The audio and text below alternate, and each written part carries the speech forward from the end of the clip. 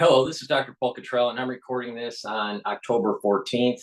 The markets haven't opened up yet, so good morning. We're going to go over markets. We're going to go over a video that I wanted to do yesterday, but I forgot to do it. It's an interview by Bloomberg with Dr. Taleb. And then I want to jump into Al Jazeera to find out what's going on in the Middle East. And if we have time, I would like to go over some of the things that are going on in Asia. There was a news announcement late last night, about some sort of military drills by China in the Taiwan Straits. So that's going to be important.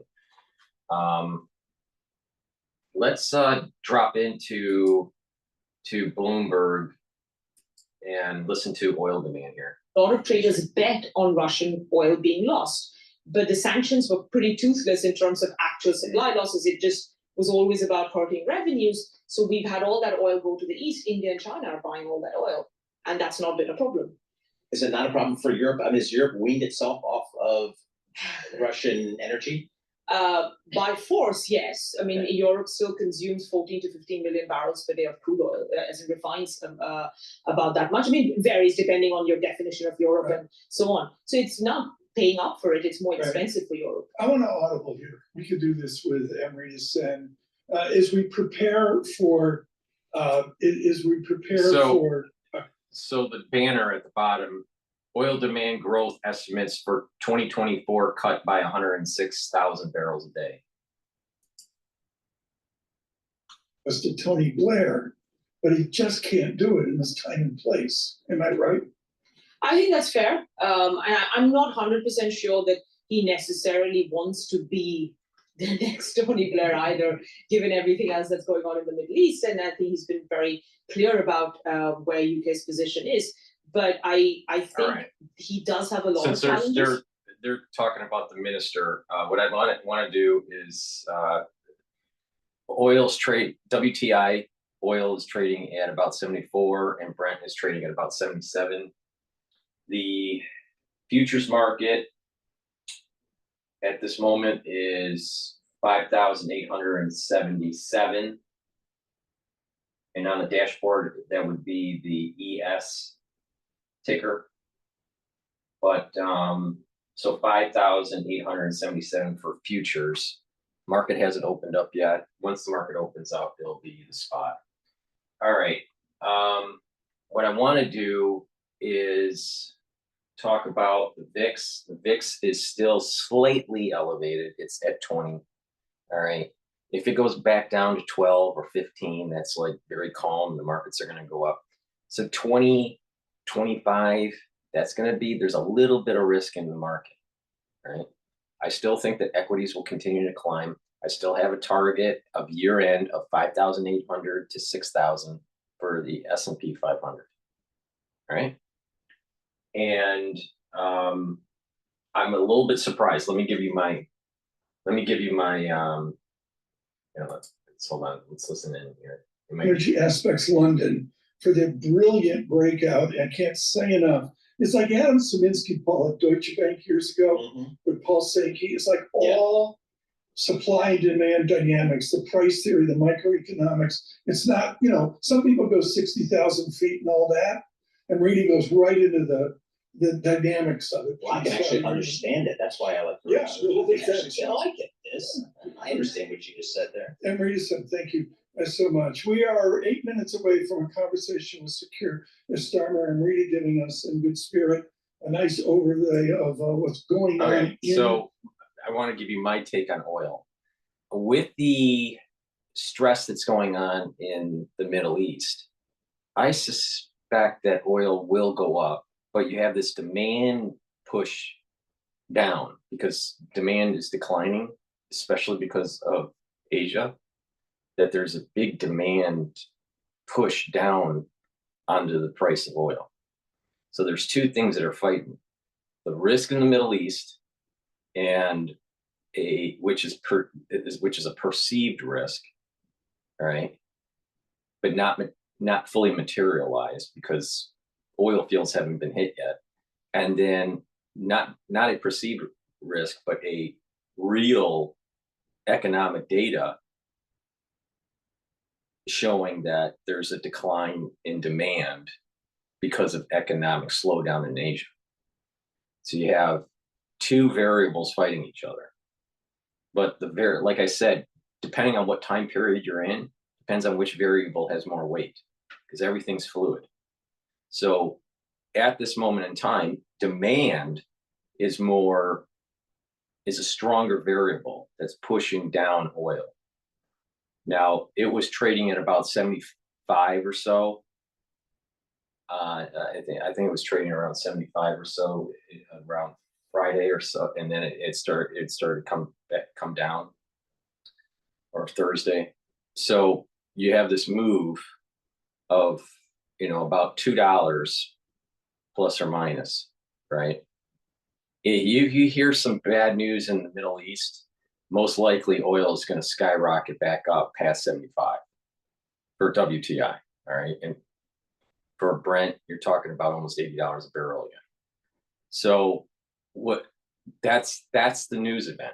Now, the next 2 days, if there's nothing that happens in the Middle East, the markets are going to digest this lower demand for oil, and oil may go back down to about $72 a barrel for WTI. But it just depends on what happens. There's a lot of event risk that's taking place right now. And then the jobs data, economic data that's coming out, earnings are coming out. So we'll see. What I want to do is I want to go to the Black Swan interview. I thought this was a good interview. I was going to do it yesterday, but I forgot. So let's do it today. I give you my take on it. I have looked at life through the lens of chaos theory. All right. And Dr. Taleb was the one that wrote The Black Swan. Now, he was an options trader, and if anyone that has played options or futures, they realize that there are these price is heavily affected by implied volatility, and there's these surfaces that are developed with implied volatility and actually the price and time. And so you start getting a sense of how risk seems to creep in, and sometimes everything seems to be copacetic, and then all of a sudden there's this an event that takes place and radically changes the volatility in the price curve in the options market or the futures market. So he's a big options trader, and he's tried to explain the market from that lens. But you can apply this concept to many other systems, social systems, or even mechanical systems, right? Any system that there are variables that could get out of sync and create a dynamic that you didn't expect. All right, so now he's talking about the fragility of markets, which is another book that I read. He wrote the Black Swan book and Fragility, which is a great book. And I feel that the Fragility is just a spin-off of the Black Swan. But let's listen in onto the interview. Now, the problem with his your colleague, there is a problem with the way he talks. He has a tendency to be long-winded.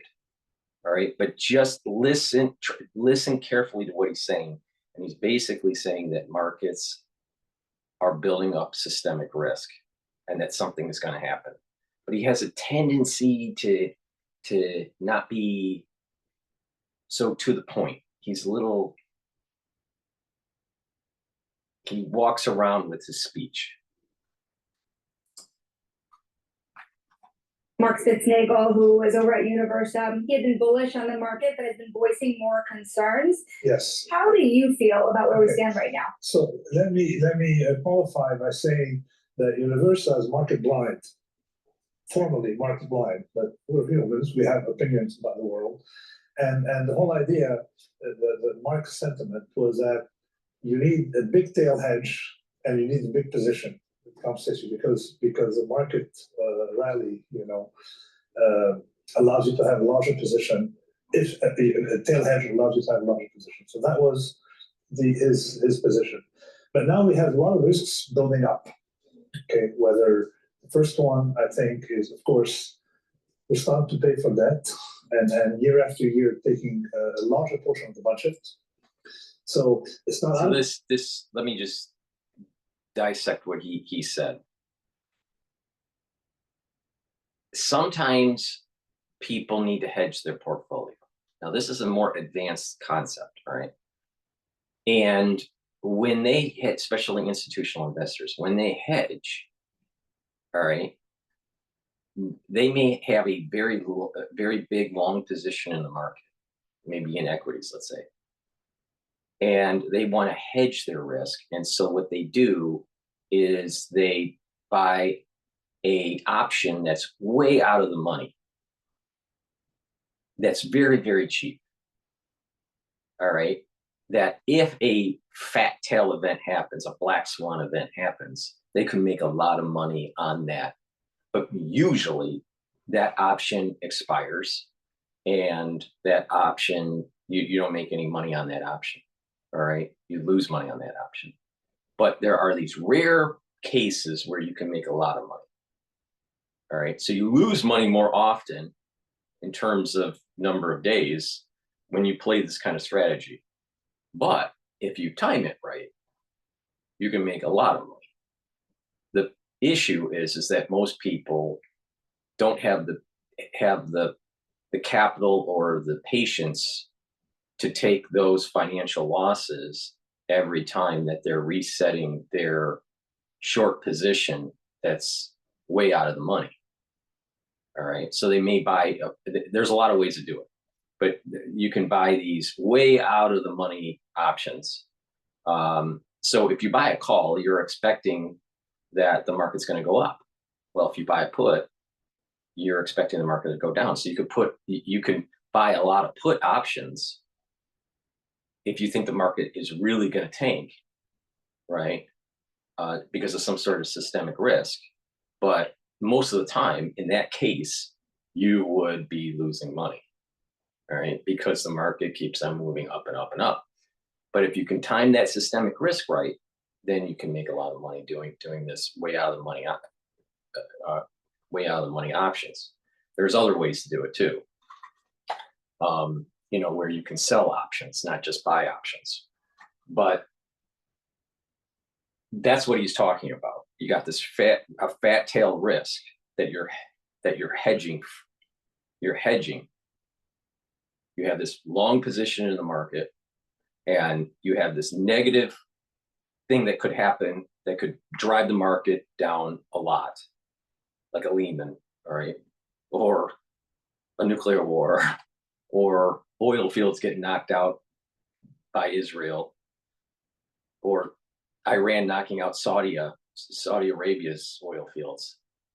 That would be a risk that could affect markets, and that people can position themselves in the options market to take advantage of that. All right. So that's what he's talking about with the fat tail risk and hedging for it. Full yet, Europe is worse than us. When you have debt, you need to grow very fast. We're growing, but we should grow faster to be able to control that debt. That's a big thing. The second one is, I'm really worried.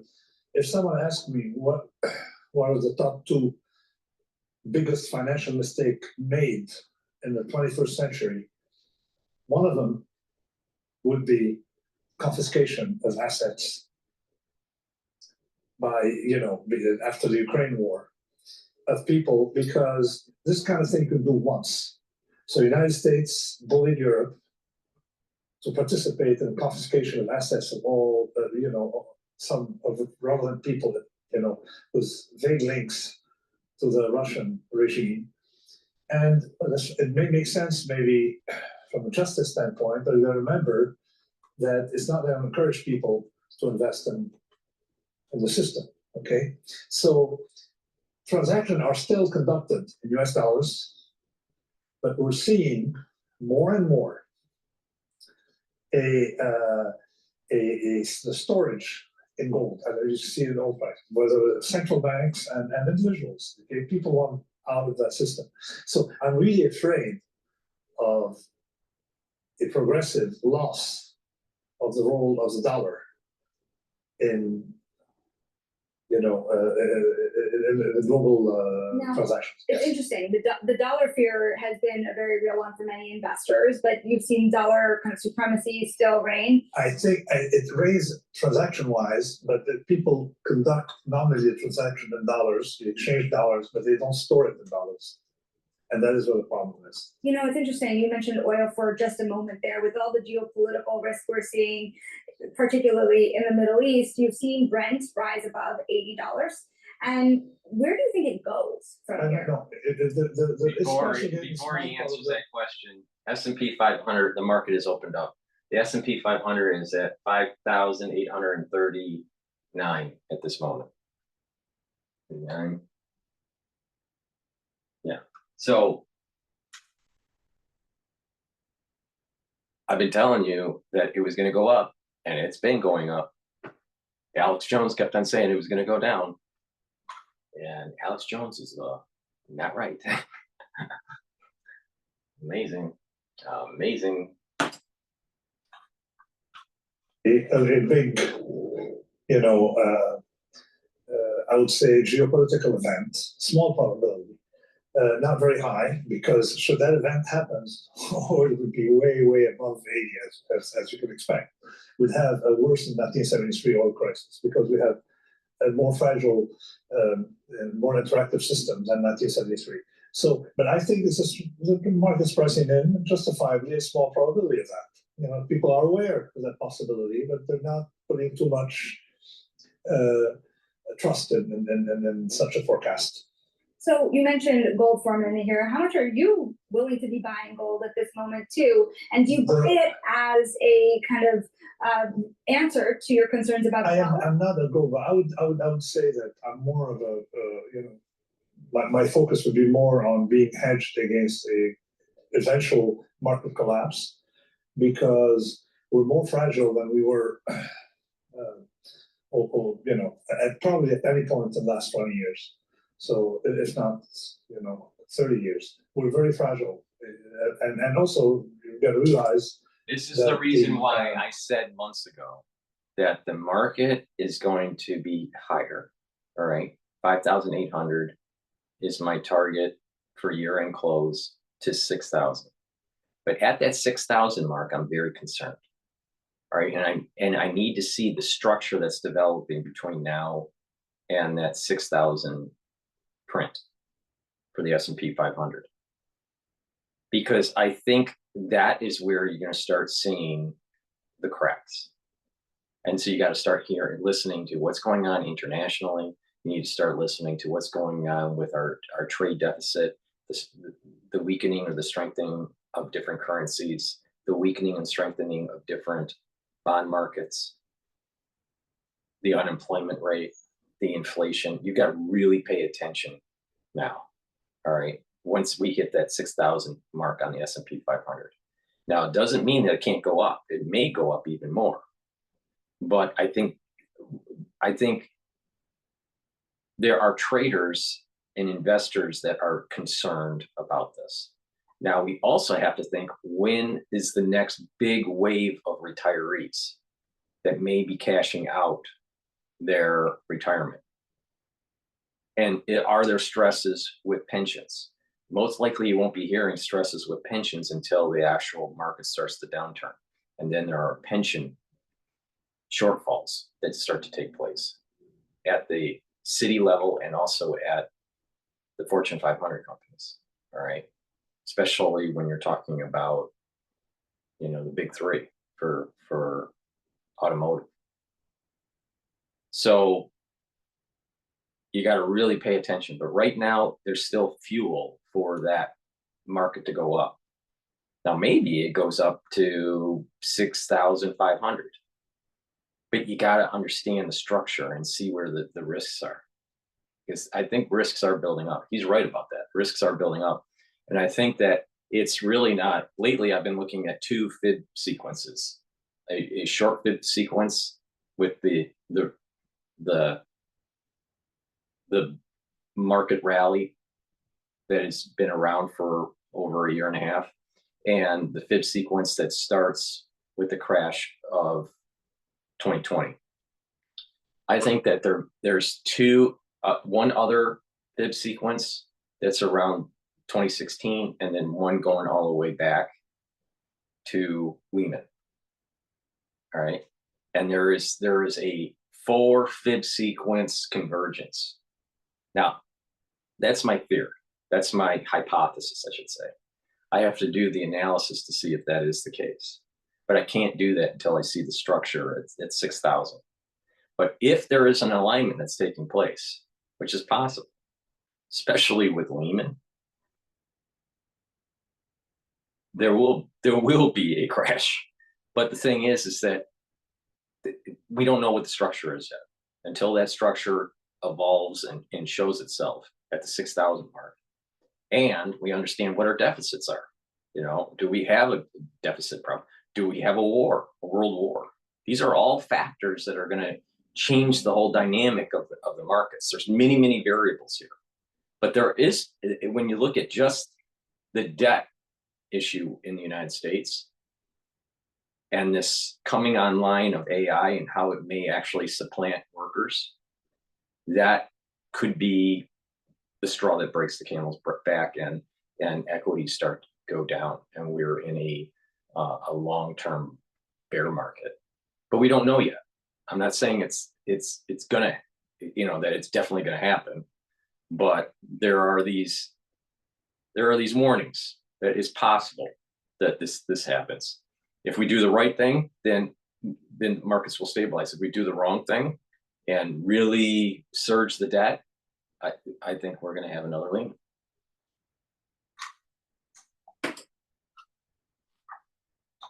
The big rally in the S&P 500 over the past 12 months is attributable to a very small number of firms linked to AI. Now, AI is probably going to be the best investment, but maybe not at these firms. In other words, they may not be representative of the growth of AI. Because remember, when the internet started, everybody used Alta Vista. They were one of the pioneers, and then we switched to Google. Okay, so in other words, some existing firms had a huge capitalization, you know, gains in trillions, owing to the promise of AI, and someone else may come in and take the business away from them. Yeah, you've navigated. Look at when it comes to PCs. Look at what, you know, IBM and IBM clones, and then all of a sudden Apple comes in, right? I think that OpenAI, with it coming on board, really clipped Google. Google did not expect that. So he's right about that. Significant market moments in history, Black Monday, 2008. How do you see this moment? You talked about fragility in the market today. The market has shrugged off almost everything this year. What happened is like these crises happen when you expect them the least, which is why people don't have any protection. They're overexposed to the market, and I think it's very similar to the environment we had in previous collapses, and the market becomes complacent. People are used to it. You know, they may have some kind of precaution in the beginning, but then they throw precaution to the wind, get more rally, and that's when vulnerability is going to be at its maximum. What are the words that you would use at this juncture? Are we in a bubble? Is there still animal spirits jumping around? And what is causing it? What is causing the exuberance we're seeing in the market today? I think that we are coming out of an environment of very low interest rates that taught people to avoid conservative investments and go into assets that can gain in value. So people are used to investing in the market, used to light investing in the market. And that was, I think, Mark Snagel's point, is that it's attracting more and more people, and has more, the reasons they got in, you know, are there, okay, so nothing has changed. But all we need is just a small change in perspective, you see, to expose the fragility of it. We have valuations that are crazy, built on a lot of hope, and the economy is very confusing, you see. So I want you to hear stories here and stories there. Okay, is it overheating here, or is it cooling off there? You see, so we don't have a classical environment for us to make judgments. So which is why I would say that one has to be schizophrenic, extremely bullish, while believing in a total collapse. In other words, tail risk hedging. Okay, that's Mark's point.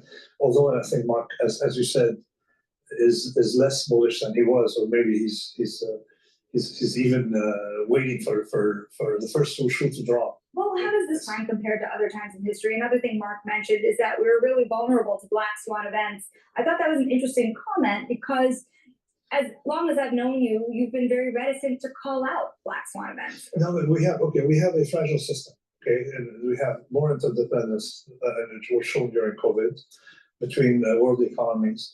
We have more globalization, almost, you know, at its peak, so more dependence between economies. So in other words, if something collapses, it causes feedback loops. We have more debt in the Western world relative to, particularly debt relative to growth, than we can handle.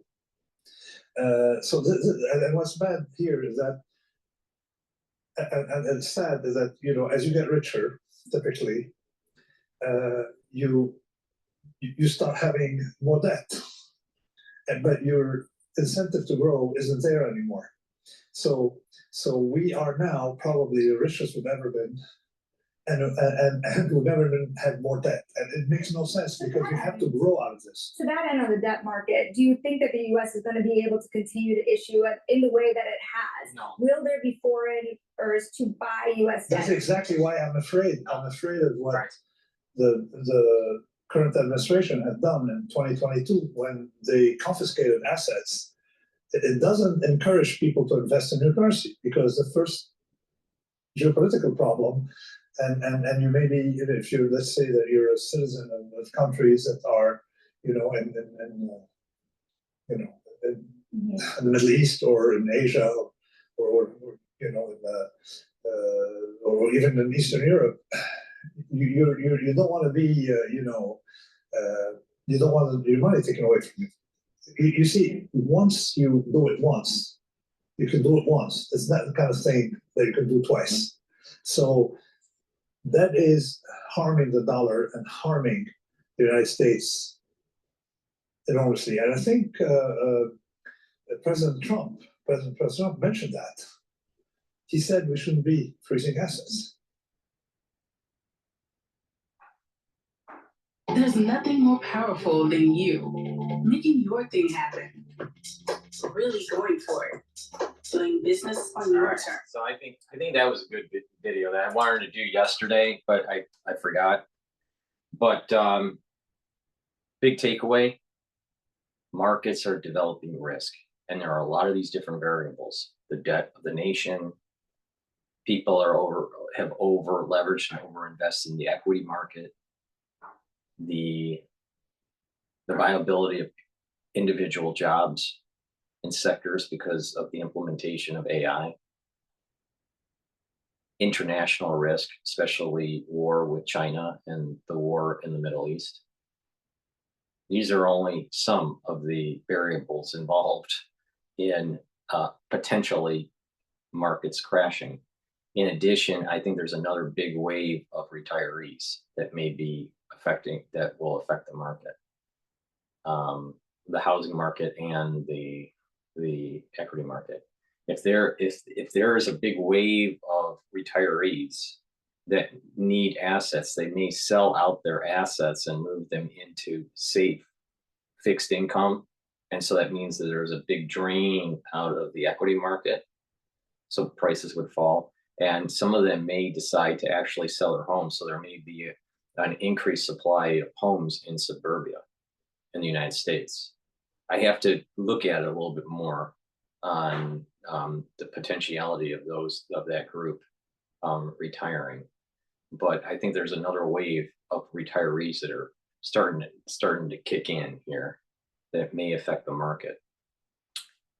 With that said, please go to my store, the-studio-reykjavik.com, and get the collagen peptides. This is great for building up and helping with bones and joints, your skin. They'll help with your skin, your hair, your nails. It has a great amino acid profile. So there's the typical amino acid profile. And you get a big scooper here. You mix it with your food or with filtered water. Take it every day. Some people even mix it with milk, and improve your skin and your bones and your joints. It's a great way to add to kind of like this anti-aging protocol. All right. Now you get huge benefits with skin if you couple it with C60, the vitamin C, the gel, and the resveratrol. And you can get all of that with my anti-aging skin health boxes on my store. But you can buy individual items too. But to improve your skin and your bones and your joints, your hair, your nails, please go to my store and get the collagen. Now, what I'd like also to talk about is that I have these structural nano silver soaps. I have 5 different varieties. This one happens to be lemongrass, and this one happens to be charcoal tea tree. Please go to my store, get a couple bars for your household. This is made from structural nano silver. It'll neutralize pathogens. It's very high quality soap. It's way better than stuff that you may purchase at the grocery store that's full of chemicals. So please go to my store and get a couple bars of the structural nano silver soap. I have 5 different varieties. And since we were talking about the gel with the collagen, structural nano silver gel is really important to use every day for skincare. All right. You can put it on your skin, and then let's say right before you go to bed, and then exfoliate in the morning, and you'll notice your skin's clearer and tighter, especially around your face. So it's a great way to topically treat your skin. The collagen, when you cross-link it with vitamin C and filtered water, then what will happen is that you're improving the dermal layer of your skin, so it'll look younger. And then the basal layer can be improved by taking C60 and resveratrol. But structural nano silver gel is a daily skincare routine, is a great product. It's a dual purpose product. If you have a cut, it'll heal the cut quicker because it keeps the cut, the abrasion or the minor burn clean. In addition, it'll neutralize pathogens. So you can put it on your hands, around your mouth, around your nose, around your eyes, around your ears, lightly coat your nostrils, and it'll stay active for 5+ hours. That way you're maintaining the mucosal barrier for your nostrils, and you're neutralizing pathogens. Very important during the cold season. So if you're at work, or if you're in school, or someone at home or whatever that's sick, and you want to prevent you from getting sick, great way is to use the structural nano silver gel. Toothpaste. This structural nano silver toothpaste has no fluoride in it. It'll whiten your teeth, freshen your breath, reduce gingivitis, reduce plaque. It'll neutralize pathogens, and with good oral hygiene, you are reducing the chances of cardiovascular disease and valvular disease. This is the best toothpaste that you can buy. Way better than anything that Alex Jones sells. So please go to my store, the-studio-reykjavik.com, and get the toothpaste. Get a couple tubes of this, or a few tubes for your household. It's a very high quality toothpaste. Help support my work. And lastly, we're in the cold season in the United States. Many people in New York have colds. I am sure many people around where you live have colds. I have structural nano silver drops in cherry in 100 count, honey and lemon in 100 count, and also blueberry in 100 count.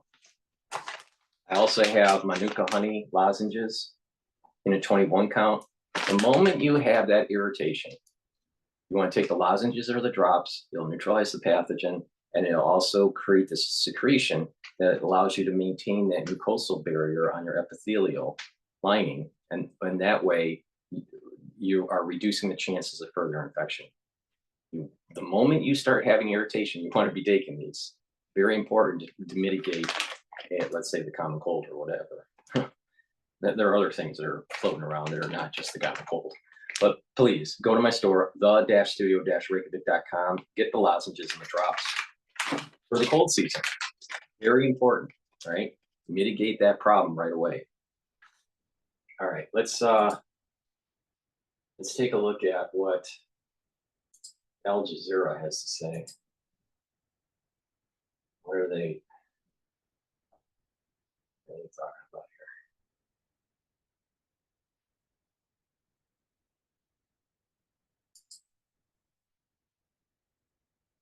Oh, this is sports. Al Jazeera. Oh, wait, I think they're switching out. With more of today's top stories. Thanks for watching. They're switching anchors, or they're switching. Okay, let's see here. What's going on here? Of talent that we've trained overseas and in India. We have our own internal skill building center where we train on site. This year we started with just producing vaccine for tetanus, but it's producing a lot more vaccines now. What is the next big thing you think? A global pandemic flu vaccine is something that we're working on. I think the world will need that, not only for the annual flu cases, but not. Yeah, you don't even want to hear it.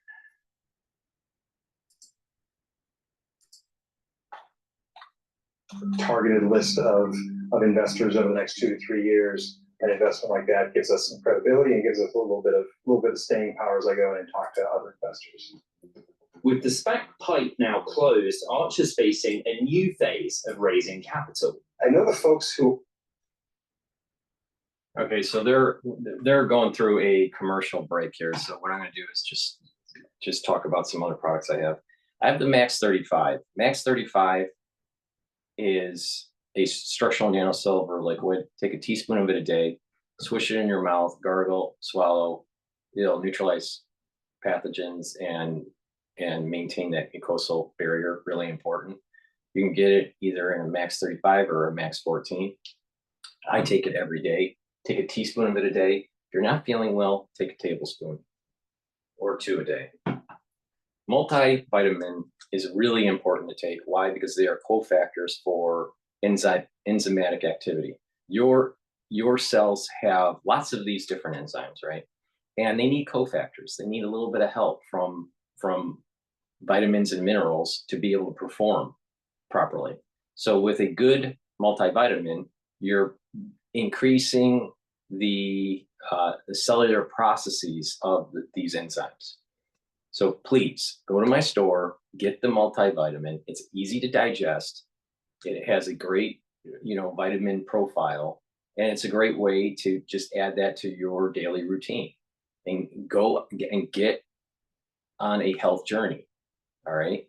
Even if you have a well-balanced diet, you are going to need additional vitamins and minerals, especially when you're older, to be able to have your body repair and recover from some of the effects of modern life. All right. We're bombarded by chemicals. We're bombarded by different types of radiations and, at different spectrums. And our body is affected by it. Well, you need to not just eat a balanced diet. You also have to take more supplementation to be able, and other things like exercise, to mitigate some of the problems that modern society does to our body. So please go to my store, the-studio-reykjavik.com, and get this multivitamin. It's easy to digest. It's a great way to start you on the journey of repairing your body, improving your endocrine system, and improving your immune system, and slowing down the aging process. All right, let's go to John Tucker here, see what's going on in the market. S&P 500. Your timetable, learn more at idkr.com/fly. S&P 500, record territory, major stock averages overall mixed right now. You have the 5 of the 11 major industry groups in the S&P 500. Higher technology, that's in the lead. Vistra, the best performing stock in the index, BNP Paribas, started coverage on the power producing company. They have an outperform rating at a street high price of $231. The S&P 500 finished last week. What's going on in the Middle East there? Veteran people displaced from elsewhere in Lebanon was hit. The attack happened in the Christian majority village of Aitu. While parts of northern Lebanon have been hit by Israeli strikes since the conflict with Hezbollah escalated, it's the first time Aitu has been struck. Let's bring in Ali Hashem in Beirut for more on this. What do we know happened in this small village? Well, there was this building, 2 stories with more than 25 people coming from the southern town of Haidarun, which is on the border with Israel. And today, there was an airstrike by Israeli warplanes on this building. At least 18 people are killed, several children among the killed. And also, it's, of course, the first time, as you've been saying, that a town called, this town, Aitu, is being hit. It's in the GETTR district in North Lebanon. However, we were not talking anymore about the distances, because there's no more distances for Israeli warplanes. They're hitting everywhere in Lebanon, whether it's in the Bekaa or in the north or in the south or in Beirut. So this just reminds us of the last attack in the capital, Beirut, just close to downtown, where around 22 people were killed. And most of these people were also internally displaced from their villages from South Lebanon. So they're following the displaced. And it's like giving a message to everyone that nowhere is safe in Lebanon. Yeah, I was going to ask you about that, the significance of this attack happening in this particular area of northern Lebanon, because the focus until now had been on the south, but it seems now Israel expanding its war. What does it suggest about the way it's going to be waging this conflict in Lebanon? Well, given what's been said over the past 24 hours, it seems that Israel is preparing for a new wave of airstrikes. This is now obvious, at least with what we saw in Aitu, what is happening in Bekaa, and in other areas. Airstrikes have been going on. At least the past few days, there were no airstrikes in Beirut or in its southern suburbs, but everyone is anticipating something like this at any time. Just the last hour, the drones above us were very close to the extent that you feel it's like a motorcycle passing in the street. And everyone is feeling this, that these drones are preparing or gathering for what might come. However, it could happen and it couldn't happen. But after yesterday's attack by Hezbollah on the Israeli military in the south of Haifa, today there were a lot of threats from the Israeli side that they will make Lebanon pay for this. But at the end, this is a war. So part of this war, part of the context of the war is what's happening. Ali, thank you for that. As you say, a lot of fear about what might happen next. My gut feeling is that they are just going to continue bombardment and keep on pushing the Lebanese people north and try to create this buffer zone and engage Hezbollah if they stay south of Litani River, and they're just going to go at it. Now, I think a large ground invasion is going to happen after Sukkot. Sukkot, I believe, starts Tuesday night and ends on the 23rd or 24th. So I would not be surprised that some sort of ground invasion takes place after Sukkot.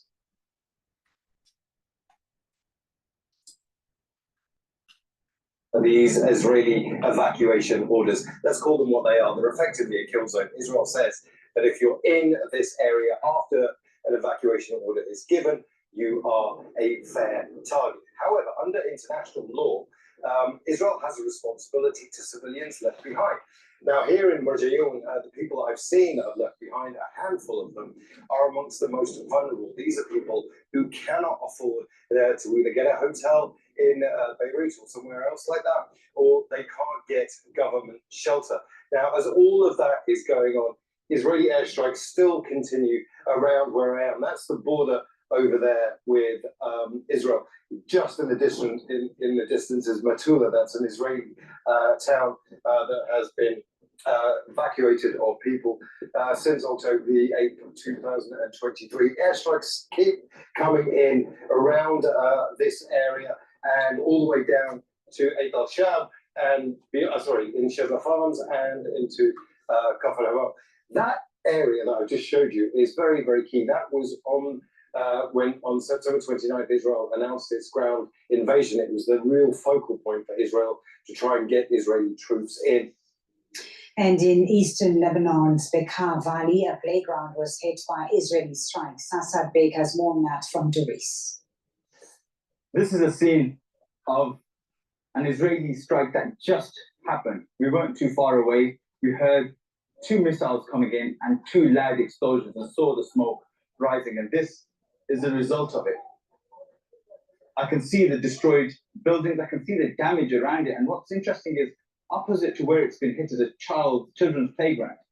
The rubble has gone into that playground, destroyed that playground. And you can see the smoke is still rising and there's still some fires on the outskirts, on the edges of where this strike took place. Now, this is in the middle of a residential area. We've seen families coming out, and people are being told not to film. People are worried. Assad Beg, Al Jazeera, Doris, Bekaa. Across the border in Israel, at least one person has been wounded in the town of Carmiel in the north of Israel after a rocket barrage was launched from southern Lebanon. The strike set fire to a car. Hezbollah has increased the numbers of rockets and missiles it's fired towards Israel since the end of last month in response to Israel launching a massive air campaign against Lebanon. Let's bring in Noor O'Day for more on this. Noor is in Amman, Jordan, because Israel's government has banned Al Jazeera from reporting from Israel and the occupied West Bank. So more rocket attacks into Israel today. Tell us first about the situation, Noor, in Carmel.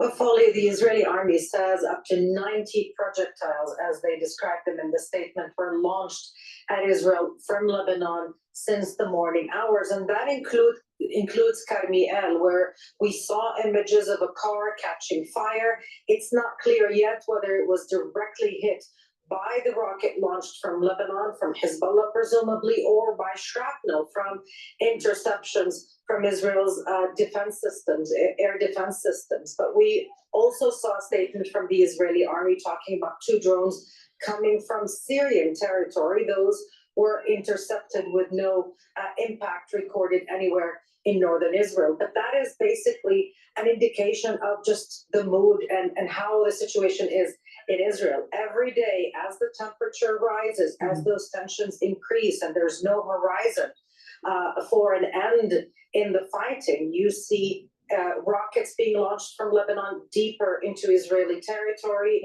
covering a much larger area in Israel. And yes, we saw a brazen drone attack on a military base near Haifa. You wonder how Israelis feel about this. What is their reaction to this, or these increased rocket attacks coming from Lebanon, especially at a time when their government has been telling them that the different conflicts and wars they're engaged in is meant to make them feel safe?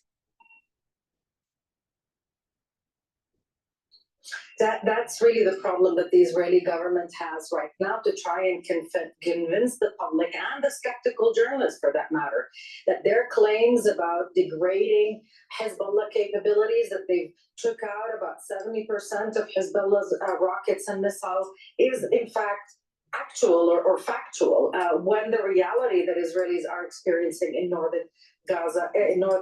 Israel is absolutely to the contrary. We've seen a lot of commentary about that in the Israeli press, but we've also seen Israeli military officials, including the Minister of Defense, hold their grounds, consoling the Golani brigade that came under attack, saying that they've done a good job in the war so far. Remember, this is the same brigade that participated in the ground invasion of Gaza and was accused of so many of the atrocities that were, taken to the International Court of Justice about Gaza. So he was praising them, telling them this was a very difficult attack, but they should press on because there's still a lot of work ahead in southern Lebanon. No, thank you very much for the update. That's Noor Day live there in Amman, Jordan. Elsewhere in northern Gaza, at least 10 Palestinians have been killed in an Israeli strike on an UNRWA aid distribution center in the Jabalia refugee camp. The injured were taken to the nearby Kamal Adwan hospital. The Israeli army launched a major ground invasion in northern Gaza 10 days ago and has blocked food, water, and medical supplies from entering. More than 300 people have been killed during the siege. Back to our Tariq Abouazoum, who's in Del Balah, central Gaza. So another attack on an UNRWA facility. Talk to us about what happened. Yeah, it was a very deadly strike that was carried out earlier today on one of the main and key evacuation centers run by the United Nations in Al-Zarat refugee camp. According to medical sources, as far as we know fully, that 22 Palestinians were killed in that strike, where the destruction there is quite extensive in that school, which really brings more insights about what was going on in Al-Zarat in the past few weeks, where there has been a clear focus on targeting the United Nations-run shelters. And we clearly understand that based on UN reports that more than 500 Palestinians have been killed inside the UN-run facilities since the beginning of the conflict on the ground, while more than 1,000 Palestinians also were wounded, and now they are getting treatment in Gaza's barely functional hospitals. Switch to Fox in order News. just to illustrate more fully, it's not only that evacuation center was hit, also evacuation. Fox News is talking about sending an anti-missile defense system to Israel. Congressman from Massachusetts, Jake Auchincloss. Congressman, welcome. Thanks, Mike. So the U.S. is sending this THAAD missile system to Israel. Major General Pat Ryder at the Pentagon saying about it, quote, "This action underscores the United States' ironclad commitment to the defense of Israel and to defend Americans in Israel from any further ballistic missile attacks by Iran. It is part of the broader adjustments the U.S. military has made in recent months to support the defense of Israel and protect Americans from attacks by Iran and Iranian-aligned militias." What is your reaction to this significant news? I think it says three things. One, it's another example of the really unprecedented military alliance between the United States and Israel. We're not going to let our ally fight alone in the Middle East while it's encircled by a ring of fire. Number two, this complements the tighter sanctions that President Biden has recently announced on Iranian oil exports. We want to hit Iran both defensively and in terms of its ability to respond against any Israeli attacks, but also economically. And then finally, and potentially most importantly, Mike, it's another opportunity for Prime Minister Netanyahu to articulate and then execute a strategy that makes Israel safer and makes the Middle East more peaceful in the long run. That is to say, get the hostages home from Gaza and marginalize Hamas by having Palestinian-led reconstruction in Gaza, helping the Lebanese army clear out Hezbollah and create a buffer zone in the north, and then marginalize Iran's hardliners and uplift its moderate middle class while wedging it from China. These are the imperatives strategically that need to be paired with Israel's recent tactical successes. Let me ask you a question. I guess some folks on the couch may be asking right now. Do you worry about this dragging the U.S. into a broader conflict in the Middle East? Whenever there are U.S. troops in the Middle East, I'm always concerned. As an American, as a former Marine officer who knows how dangerous that neighborhood is, the United States needs to maintain a military and security umbrella in the Middle East because it's a volatile and violent region, and we have interests and allies there. We have deployed our aircraft carrier strike groups to the Eastern Mediterranean. We have U.S. troops in Syria and Iraq. And yes, we're going to position U.S. Anti-missile batteries and U.S. troops in Israel when necessary to defend our ally. But certainly no one is looking for another regional conflagration like George W. Bush started in 2003. We want the Abraham Accords to be strengthened and expanded so that we have an insurance policy in the Middle East against further war and can fully pivot to the Indo-Pacific, where our near peer, China, is really the pacing adversary of the 21st century. All right, I'd like to ask you about one issue here at home. Speaker Mike Johnson talked today about FEMA and its response to the hurricanes. Let's play. FEMA was slow to respond. They did not do the job that we all expect and hope that they will do. They have tens of billions of dollars that were already sent to FEMA one day before it made landfall. So they have plenty of resources. Congressman, I know you represent Massachusetts and not North Carolina, but in your view, was FEMA slow, and do they have the funding they need right now? I think FEMA's responded vigorously. Of course, there should be an after action, as there always is with these disasters, to see what can be improved upon. And I want to hear from the elected officials of both parties in the affected states to understand from their perspective and their constituents' perspectives what happened and what we can do better. In terms of the funding streams, I think what Speaker Johnson needs to acknowledge is there's really two critical funding streams for disaster response. One is FEMA, of course, which helps to rescue and then repair. The other, though, is the Small Business Administration, which helps people get back on their feet after a disaster. And in fact, sometimes the largest source of federal funds for individuals is through SBA, not through FEMA. Now, SBA has said that they are rapidly exhausting their monies. And so the speaker needs to either, one, say that he doesn't agree with their assessment and explain why. Two, say that it doesn't matter that SBA is low on funds and explain why. Or three, reconvene Congress and help us appropriate more funds for the SBA. But he hasn't done any of those three things. Okay, Congressman Jake Auchincloss, we will follow it. Thanks for your time today. Good to be with you.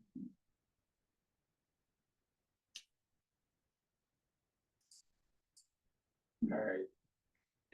France 24 is doing something here on China, and I don't want to miss it. Okay, they're talking about the Middle East, but they're also talking about, this was their live feed, and I missed.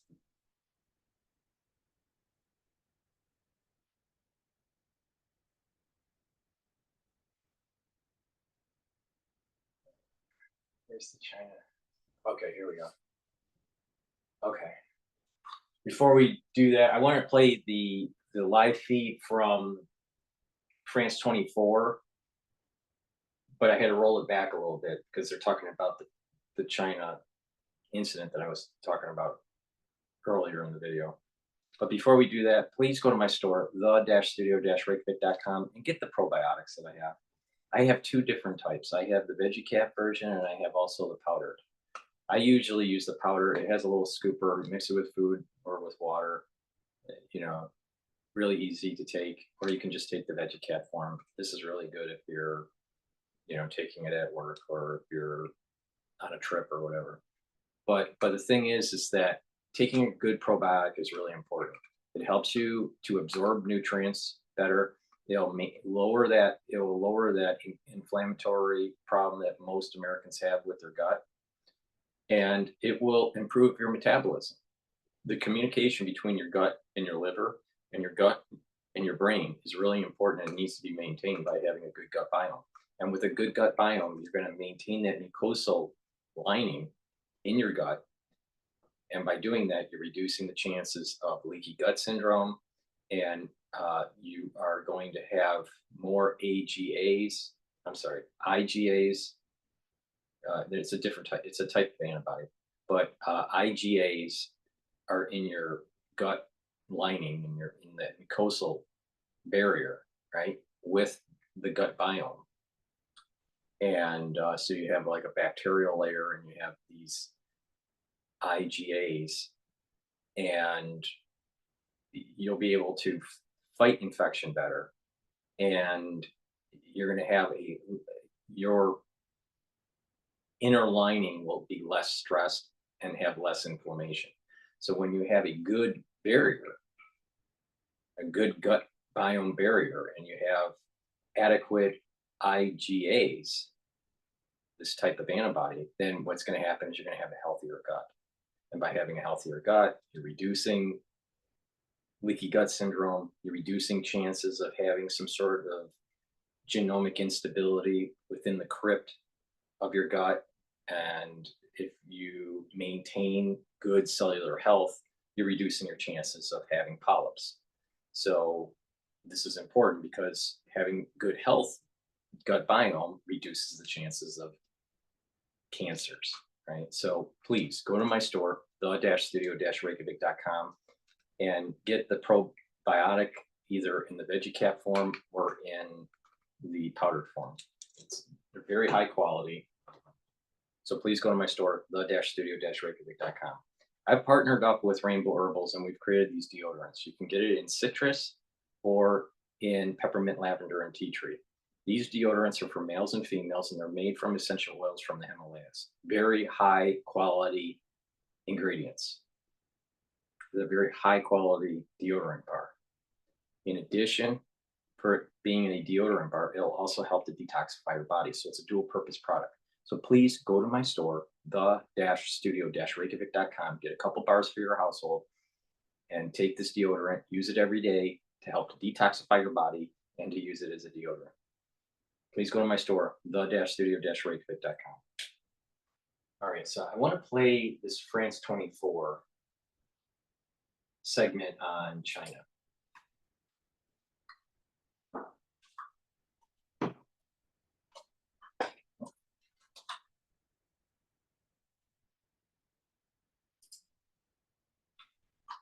Of concerns on the other side of the globe. China sending fighter jets and warships around Taiwan. Beijing saying these drills are aimed at giving a stern warning to what it's described as separatist forces on the self-ruled island.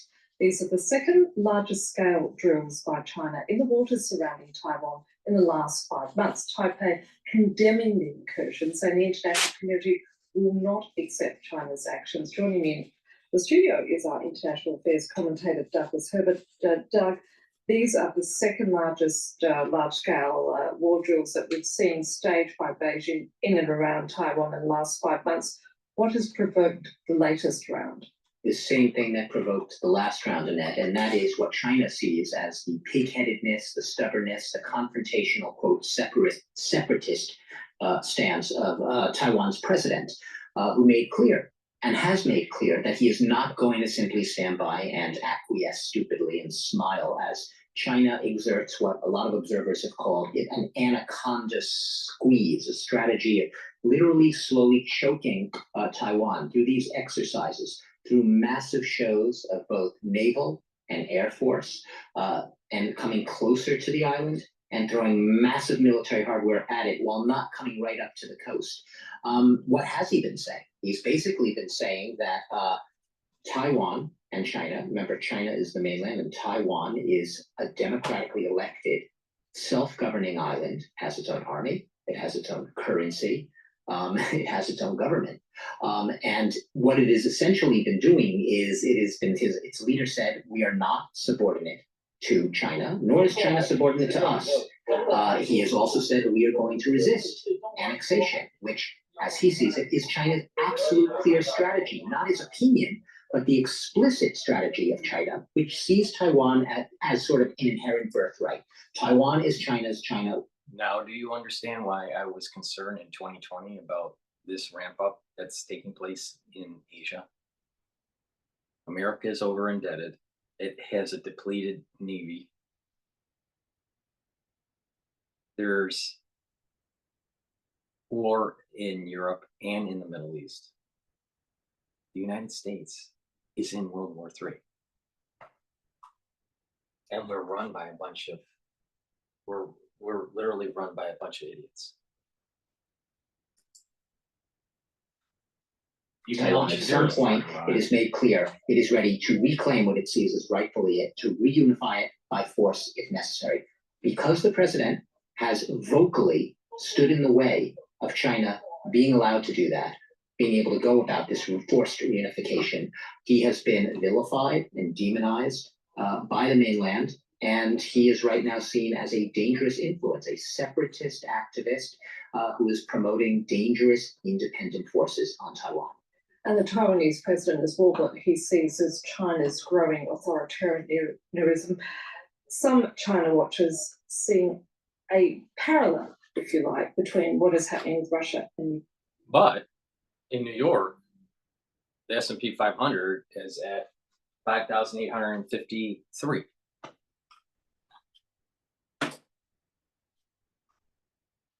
Yeah, you don't need too big a looking glass to see that parallel, Annette, because Basically, if you look at, obviously, it's a different context, it's a different country. Xi Jinping is not Vladimir Putin. Obviously, they're different leaders, but their logic is the same in the sense that a lot of people say Russia sees Ukraine as its historical sort of birthright. Ukraine, as Putin has said to U.S. leaders in the past, Ukraine is Russia, Russia is Ukraine. They're no different. It's not, he doesn't see it as a sovereign, independent country.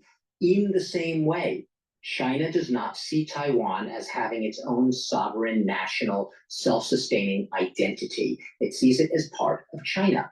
China, let's not forget, it was colonized, by the Chinese for a long time, but actually when it came to existence in 1912, it was colonized by the Japanese. The Taiwanese themselves see themselves as obviously sharing a lot of culture, a lot of history with China, not all of it great, but at the same time, they do see themselves as having a unique identity. This is where the Ukraine parallel comes into being. Vladimir Putin moving against Ukraine because he believes it's within his rights historically, even if the West doesn't get it. And by the same token, Xi Jinping sees Taiwan as historically, rightfully, if not juridically, his. And at some point, we're waiting with bated breath. The expectation is that he is just playing the clock. He will at some point do a Putin and move against it. China's so far been less interventionist. It's been more standoffish in these matters, perhaps than Russia, which has had a very aggressive posture on the international stage. But a lot of people say, don't be fooled. Xi Jinping knows what he wants, and at some point, he's going to get it. It's just a matter of time. Thank you for that. In other news, a minute's silence has been held in French schools this Monday. Teachers and students pausing for a moment of reflection in memory of Dominic Bernard. We're going to go to Al Jazeera on this topic. Is being hosted here by Pakistan. Kamal Haider, Al Jazeera, Islamabad. Now to South Sudan, where more than 1.6 million children under the age of 5 are at risk of malnutrition. All right, this is CNN about the defense system being sent. Official tells CNN that the United States sending U.S. troops to Israel. A U.S. defense official tells CNN that about 100 troops are deploying there to operate one of the United States' most advanced missile defense systems. Pentagon's announcement comes as Israel faces unprecedented attacks from Iran. I don't know a whole lot about this missile defense system, but this is my take on it. All right. I suspect that Iran's attack damaged part of the Iron Dome's radar system. And they're going to upgrade this. And this system that they're putting in is a test. They're testing a new system. Now, it'll probably stay there in Israel if it works out. But this is an upgrade to the Iron Dome. And this is like cutting edge. That's my gut feeling. And they're testing. They're testing this.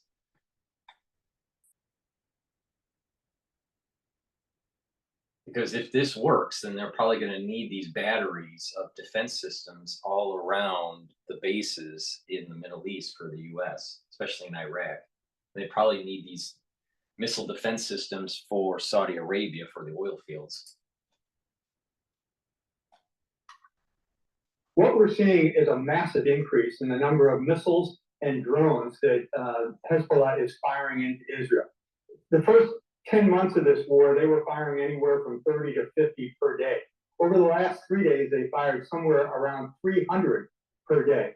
This is the best system in the world, and there's only 6 of them, 6 batteries of these in the United States inventory. So loaning one and deploying a group of soldiers to Israel is a pretty big deal.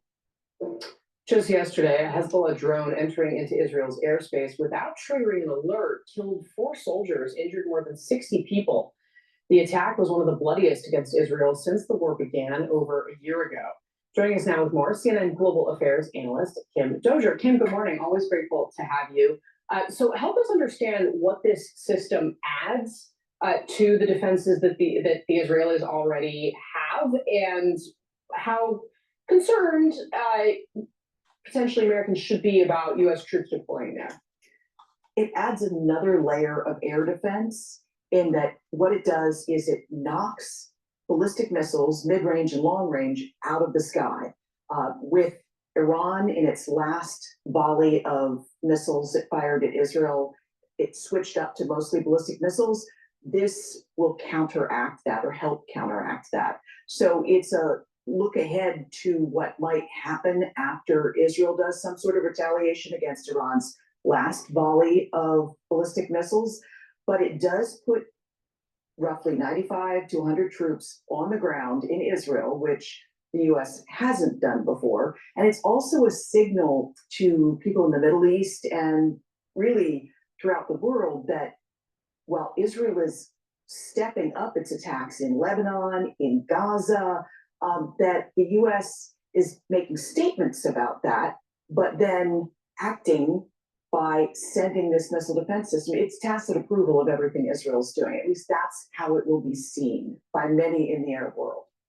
So you see this as, I mean, it does seem to be a distinction between this is something that is designed to defend Israel from attacks, right? As opposed to, I mean, one of the major criticisms certainly the left has for politicians here is providing the bombs that are falling on Gaza. How does the Biden administration separate these two things, if at all? Well, the important thing is that what it does is by protecting Israel, the US is hoping to keep Israel from stepping up to the next kind of response. By sending this now, before Israel has responded to Iran's last volley of ballistic missiles, it's saying, we will be here to protect you. You don't have to do as big a strike as you may be planning on Iraq. Iron Dome is damaged and they need an upgrade. That's what's happening. That's what's happening. And Israel's going to strike Iran. And they don't really care about what the United States has to say. And it's in the United States' interest to strike Iran. You know, want to hear the cold, hard truth here? You want to hear the whole cold, hard truth? The cold, hard truth is that the petrodollar is dying. And that the whole BRICS nations are galvanizing itself in the international community to weaken the hegemonic power of the United States because we managed that hegemonic power poorly since the fall of the Berlin Wall. All right. So the United States is at fault here.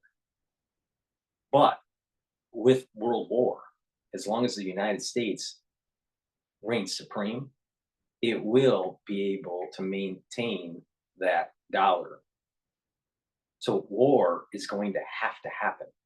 You have to break up the BRICS through war to maintain the bond market, to maintain this, the financial supremacy, because the United States is the first risk-free rate. If the United States loses its status as a risk-free rate, then it's game over. So war has to happen for the United States to be a hegemonic superpower.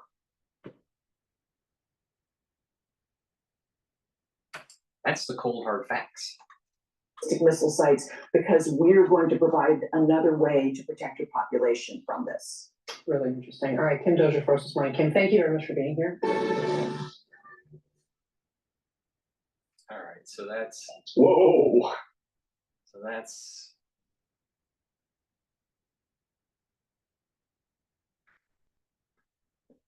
I'm gonna shift. All right. I know Tom Nicholas, he used to be a professor over at Harvard. I actually was pressure to keep campaigning. I was at his kind of ceremonial retirement dinner. All right. It was an alumni dinner. And so I was in the room. And you know, he's a very good teacher and he's very knowledgeable. But the thing is, he is anti-Trump. All right. He's part of that whole national security state intelligentsia apparatus that is orange man bad. So, which I think he's wrong on. But he's a good teacher. He's a good professor. Right. But let's play this because I think it's going to be fun. He now endorsed Vice President Harris. In his latest piece for the magazine, Tom Nichols tells readers, and now shares with Hari Srinivasan, why he believes re-electing Donald Trump would be founding father George Washington's worst nightmare. Christian, thanks. Tom Nichols, thanks so much for joining us. Your most recent column, the cover story for The Atlantic, is titled Washington's Nightmare. Donald Trump is the tyrant the first president feared. Why this article? Why now? Why is it important to take us back in history? Well, the answer to why now is because we're in a hotly contested, essentially tied election where Donald Trump is trying to return to office with a very clear agenda to become an autocrat, to subvert the Constitution, to undermine American freedoms, to stain the presidency even worse than he did the first time around. And I think we thought it was important when we were putting this piece together to remind people that all presidents, even the worst presidents before Trump, still had this kind of benchmark of George Washington, a man of integrity, not a saint, man with a lot of personal flaws, but nonetheless someone who set the standard for presidential behavior. And even when they violated, that kind of behavior, I think that other presidents at least tried to pay lip service to it or understood that they were walking in Washington's footsteps. Trump seems both unaware of that and really doesn't care about anything related to the office other than how much power and security it can bring to him. And so I thought it was time to say that and to remind people, but we don't have to be this way. We do have a better heritage and a better history to draw on. There are so many people that like to sort of point back to the founding fathers, originalists, constitutionalists that say, well, this is the template that these individuals had set out for us. And what your article really shows is really the path in a way that Washington forged and the benchmark that he set for presidential behavior overall. Right. And, I think you get hung up sometimes on the idea that the founders didn't believe that anything should ever change, that because it was done, things were done a certain way or certain laws were passed that nothing could ever change. Washington, for one, believed that the American people had every right to change their constitution as long as they did it peacefully and through democratic means. But what Washington really reminds us is that he felt that the presidency should be occupied by a person of decency and virtue and patriotism, someone who was able to put the country ahead of himself. And Washington did that. Washington, interestingly enough, was always trying to leave the presidency. Even though he was a man of great ambition, he was always deeply concerned that he would fail, that he would somehow not be able to live up to what the country needed from him. And I think that, again, that's a useful reminder because those are internal things. Those are not particular amendments to the Constitution or particular laws or particular doctrines from the 18th or 19th century. A basic sense of the. But Professor Nichols doesn't mention that it is very obvious that the civil liberties, all right, that are enshrined in the Constitution are inalienable. They are not given by man, but by our Creator. That means that there are certain parts of the Constitution that don't change. He doesn't tell you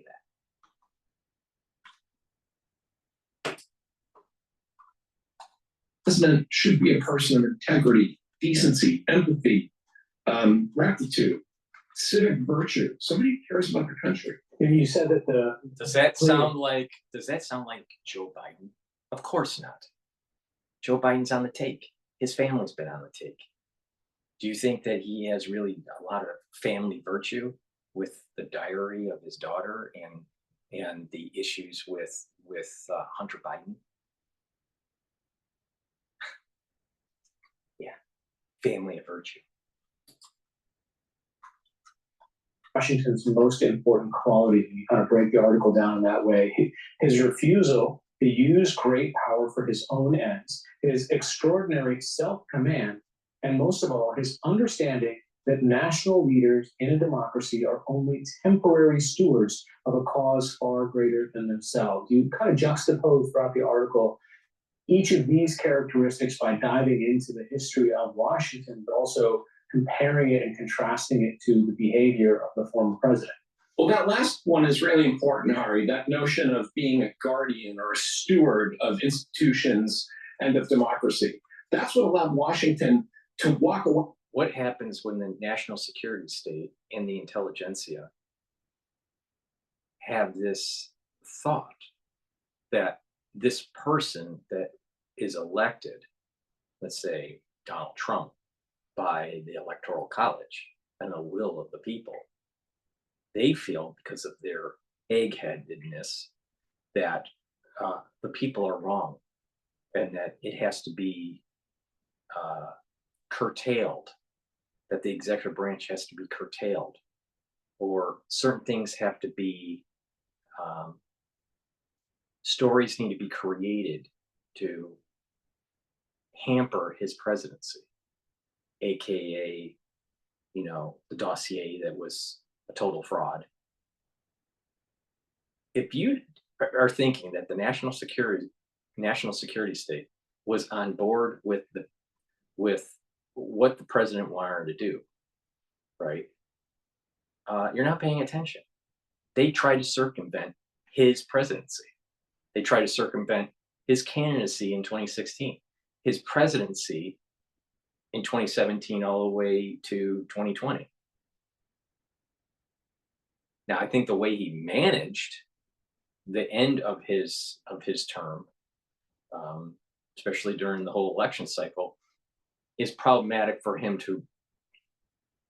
for certain voters to be reelected. But he might be reelected. But to say that the national security state is not going after and trying to prevent his candidacy, or is not trying to prevent him from being a effective president, I don't think you're paying attention, because I think the national security state has been doing that. They did it during the first candidacy of Trump with these fake dossiers, and there was election interference with that, and then the never-ending impeachments that fell to the wayside. It was a big waste of time, but it was, quote, effective because it hampered his presidency. Can you imagine what President Trump could have done if it wasn't for the national security state and the intelligentsia, the East, the New England intelligentsia? If they just got out of the way and just let him run the executive branch, which is what the people wanted through them voting him into office, all right? But what it is the national security state and the administrative apparatus that is coming out of Washington doesn't like that, because they want to be in control. They want someone in the executive branch that will take their advice and move the agenda forward. And so the presidency is just a figurehead. But the reality of the situation is our Constitution endows the executive branch to have certain powers that are checked by the legislative and by the judicial branch. So the chances of Trump just being a dictator is like almost zero chance, all right? Because we have we have that whole idea of checks and balances and the balance of powers within these different branches of government. But you have you have this intelligentsia and this national security state that is gaining more and more control of the legislative and the executive branch, especially the executive branch is a problem. And so if someone is coming in that is antithetical to the national security state, or is antithetical to the administrative state, then that apparatus, the deep state, that apparatus will go after them and demonize them and make falsehoods and all this stuff. So now, does Trump have an aura of Washington? A little bit. I think Trump's aura, though, is stronger to JFK, because JFK also noticed that the national security state was getting out of control. This is a problem that George Washington did not have. Now, with George Washington's personality, if he saw someone as a traitor, he felt that one would have to go after that traitor and make an example of that traitor, so others would not do the same thing. Others would not follow the path of traitor. All right. But Washington didn't have to deal with the national security state. Washington didn't have to deal with this like embedded administrative issue that is that you have professional government officials, and I don't think that's a good thing, that could lose power. All right. And what I mean by not a good thing, I don't think that we should have professional politicians and administrative officials. But they're worried that they will lose power if they have someone that comes in that is antithetical to their wants and needs. Because the national security state's wants and needs may not necessarily be in line with the American people. And so what happens is that you have the administrative state that thinks they know better than the people. And so therefore they create stories to try to control the executive branch. And in some cases try to assassinate or try to impeach or try to demonize during the campaign to confuse voters to vote for a different person, maybe even the other party that is a little bit more in line with the national security state's wants and needs. That's the bigger issue here. And so when Trump says that there are enemies within, there are enemies within. That's the national security state, and that's the administrative state. They are moving the country into a direction where they want to take away power from the executive branch. Trump is not a dictator. Now, someone needs to come in and actually truncate the national security state. It's out of control. It was out of control before 9/11, and it became really out of control after 9/11. Now, unfortunately, Tom Nichols is part of that intelligentsia. Now, he's still a good professor. You know, he has, you can learn a lot from him and all this stuff. But the problem is there's too many administrative officials and ones that have tentacles within the national security state that is orange man bad syndrome. I don't think that's healthy for the country, especially in light of knowing that there were fake dossiers by the Clinton campaign to demonize Trump that elevated to the FBI and 2.5 years of investigation to try to demonize him. And what they try to do is try to chip away at the Republican Party and chip away at his presidency. So I disagree. I disagree with Tom on this. Professor Nichols. The problem is that the national security state feels as though it's their right and obligation to try to inhibit the Trump presidency or candidacy, and not understanding that it's the will of the people. There's the wisdom of the will of the people, and that our founding fathers believed that the wisdom of the people had a better pulse on where the country should be going than the national security state. From power multiple times, even when it was basically offered to him on a platter. In 1783, the army wanted him to lead them to Philadelphia to overthrow Congress because they were fed up with not getting paid. And just to show you how far back this idea goes, they were convinced that democracy doesn't work. And Washington crushed that. He absolutely refused to do it and shamed them. When it came time for him to leave the army, he did the unthinkable. He went and handed in his military commission and said, I want to go back to being a civilian. when they would have left him in uniform forever. And of course, he didn't want to serve 2 terms. They talked him into it. Jefferson and Hamilton talked him into it, especially. But when it came time for him to leave, he would not stay. He could have stayed till he died. And he basically said, I'm going home.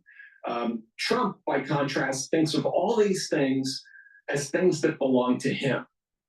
He thinks of all these institutions, the Army, the White House, the presidency, everything in it, all the boxes of his document. Franklin Roosevelt felt like he should be in the presidency forever. What it is that many presidents have a God complex, all right? And those individuals that have God complexes have a tendency to feel as though that the rules don't apply to them and that they, could or should, elevate to some sort of, be some sort of godhead for a country. The thing is that our founding fathers understood the characteristics of mankind, and especially of megalomaniacs. All right. That's why we have balance of powers. It's not going to happen, Tom. It's not going to happen because the Supreme Court, because the legislature,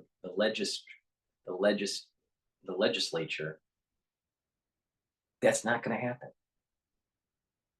You're not going to have some sort of dictator. And what you do have are individuals that are not voted in by the will of the people, that have become ingrained into the system and embedded in a national security state, that are working under the radar, moving this country in a direction that is probably antithetical to the direction that the people want to go to. And that we need a president that actually says this national security state is part of the executive branch, and that these agencies, these divisions, need to run more effectively so we have a balanced budget. So that means that they have to lay people off. And the footprint of the national security state and the administrative state needs to go down. That way we're saving money, we're more efficient. You look at corporations, they have to purge and they have to add in tech to improve processes and all that. That's not happening in mass in government.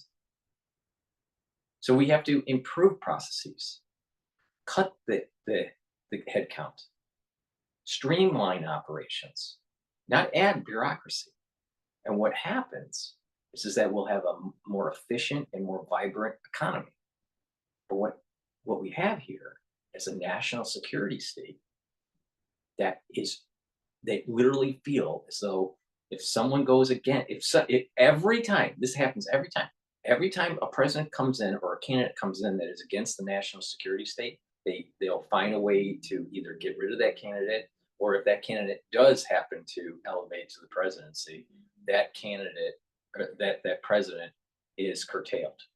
Now, Trump made a big mistake. He hired the wrong people. And they're in that cabinet and with his advisors, they had more alignment with the national security state than the actual the will of the people and the will of the president. And that should not happen. That should not happen.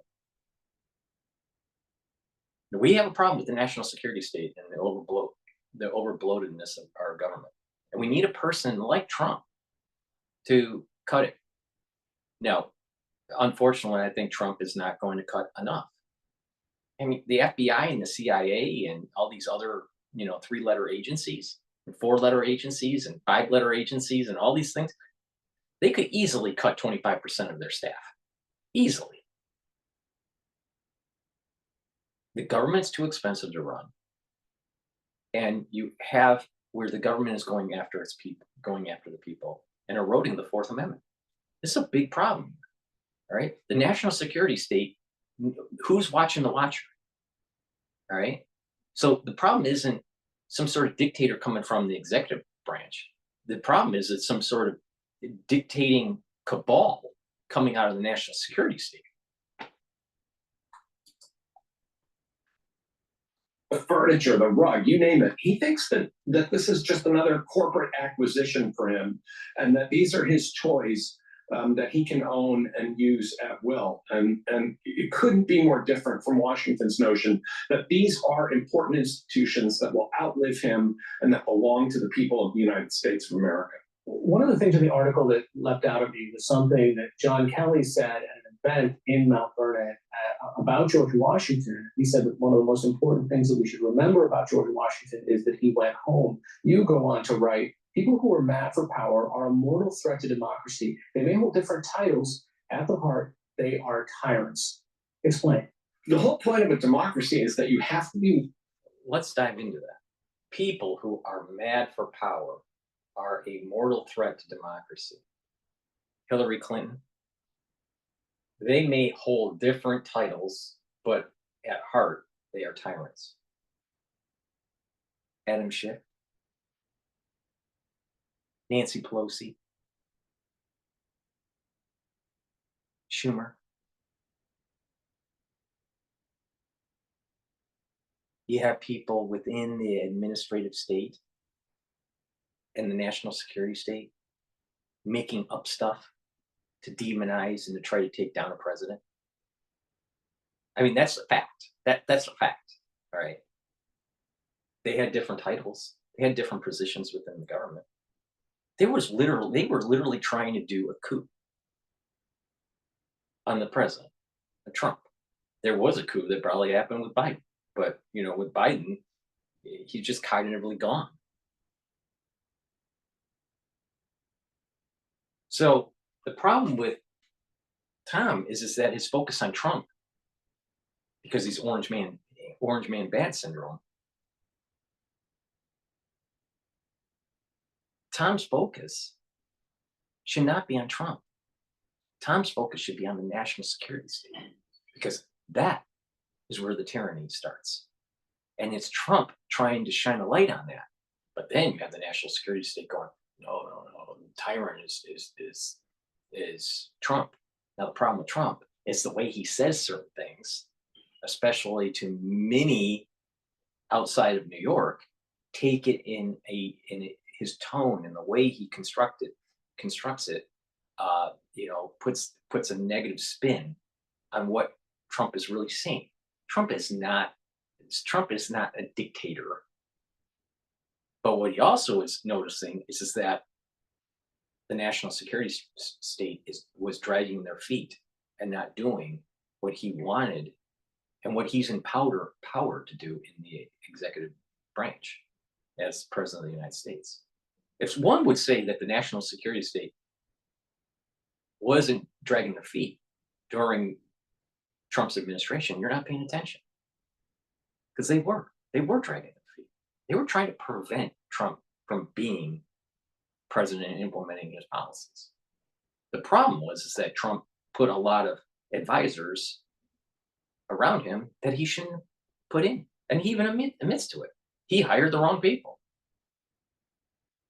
Now, the administrative state spins that. It's like, well, now we're losing control of Trump.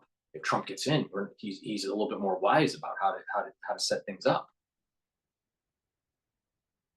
The administrative state needs to be truncated, like by a lot, by like probably 50%. The national security state, the administrative state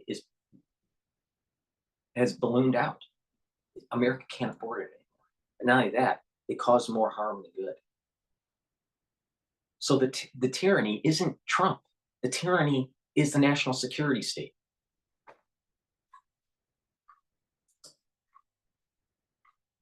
To share and exercise power in the name of your fellow citizens, and to relinquish that power when the Constitution and the law and elections require you to do that. The notion that power is yours to keep forever is fundamentally an undemocratic notion. These institutions don't belong. And Trump did step down. See, they're making it sound like he didn't step down. He did step down.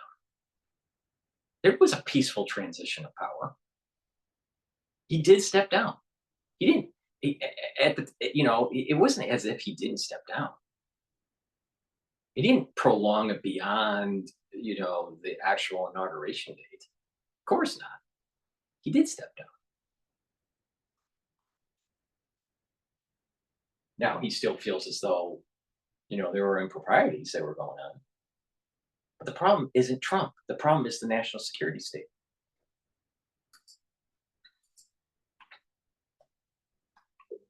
The offices don't belong to you. You are there as a servant of the people. That's why we call it public service. You're there as a servant of the people of the United States. And Kelly, then why did the FBI perpetuate the dossier? Why did Congress try to chip away at his presidency? And even Lindsey Graham was, you know, at the very beginning was a part of it. And then he switched when he, quote, realized that it was, you know, all fake. The reality of the situation is the national security state demonizes people to try to either control them or prevent them from elevating in office or preventing them from executing their office responsibilities. But the problem is everything he's saying I agree with if you applied it to the national security state. Orange man bad syndrome. It's so obvious that it's like it's not the problem of Trump. The problem is the national security state doing things that they shouldn't have been doing. Did the FBI perpetuate a lie? Yes. Was there never-ending lawfare on a former president? Yes. Is there equal fervor with going after a president or a former president? No, it's only on Trump. Why not on Biden? Oh, he's too old. Ridiculous, ridiculous. And this is where Professor Nichols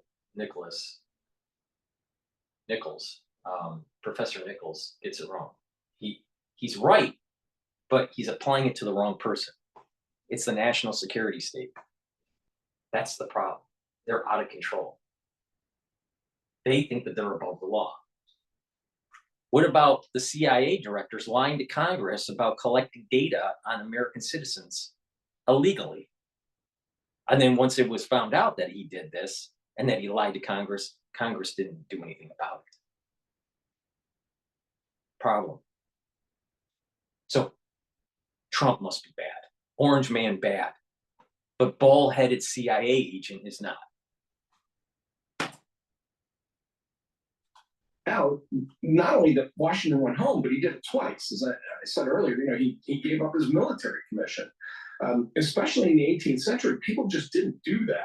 You didn't just say, okay, I'm tired of being a general here. I'm going to go back to my farm. And that's really essential to the democratic spirit. This notion you trust your fellow citizens so that when you're done doing your time serving your country, you hand that. That includes the ones that are in the administrative state. You're supposed to trust the American people. But what happens is that they don't trust the American people and they're doing surveillance and they're trying to, you know, entrap them and get them to do things that will demonize certain groups.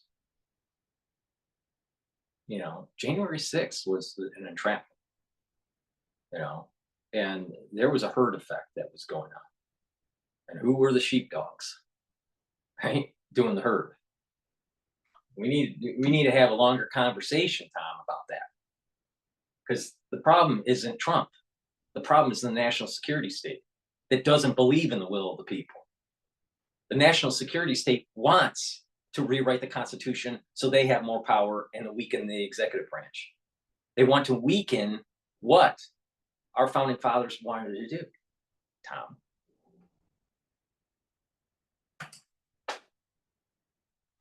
Is you hand that power, you hand those institutions to other people who will then exercise them and hopefully with the same virtue and diligence that you did. Tom, I sometimes wonder whether the conversation that we're having about kind of almost political philosophy and idea and you know, sort of principle is somewhere flying at a different altitude than where people are about the decisions that they make. I mean, what explains, if we had some shared civic understanding of what this democracy was, what explains the fealty to Donald Trump over these other ideals? You know, it's a sad thing, right? Because we used to have this shared understanding. It wasn't a matter of education, and it wasn't a matter of being well read or having college degrees. We all understood the basics of people, the basic history that was given to us by people like George Washington, James Madison, Abraham Lincoln, and others.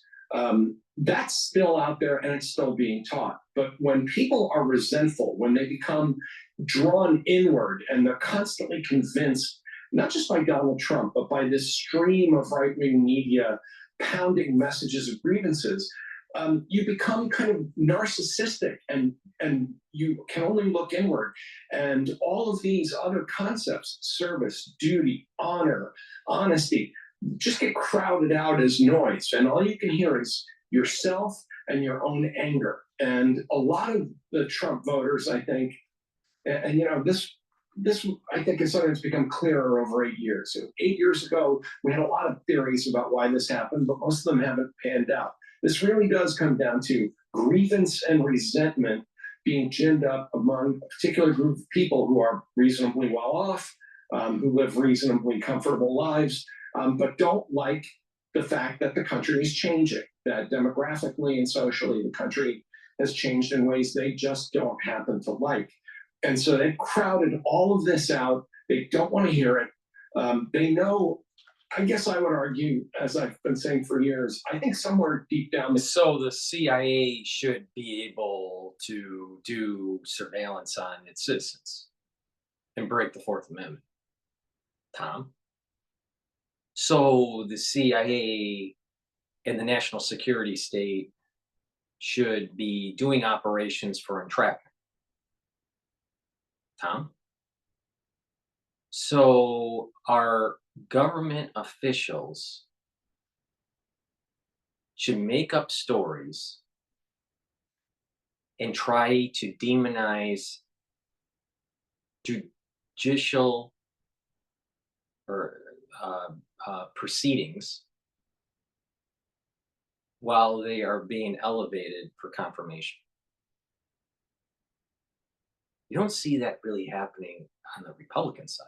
You see that happening on the Democrat side, aka Kavanaugh, aka the whole Anita Hill issue. What about Bork? Here's the problem: is that you have individuals that, if they go against a certain philosophy, a powerful political group will try to kill them off politically. Now, this seems to happen more often and executed by the Democratic Party than the Republican Party. So we gotta really pay attention here. It's like you have a party that's out of control. Now, what about illegal immigration? Illegal immigration is illegal. And you don't need new laws to stop it. You need new laws to let it happen. Oh, now I get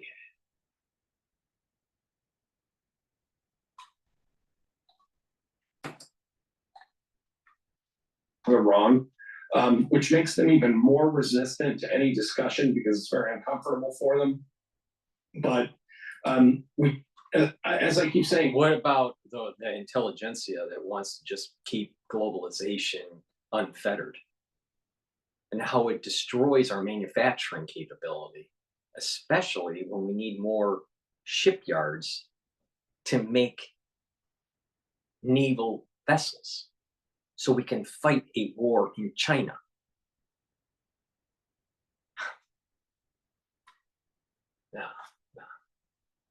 No, I think there are people that have woken up, right? they have woken up and they realize that their national security state is run amok. The Democratic Party is a party of corruption.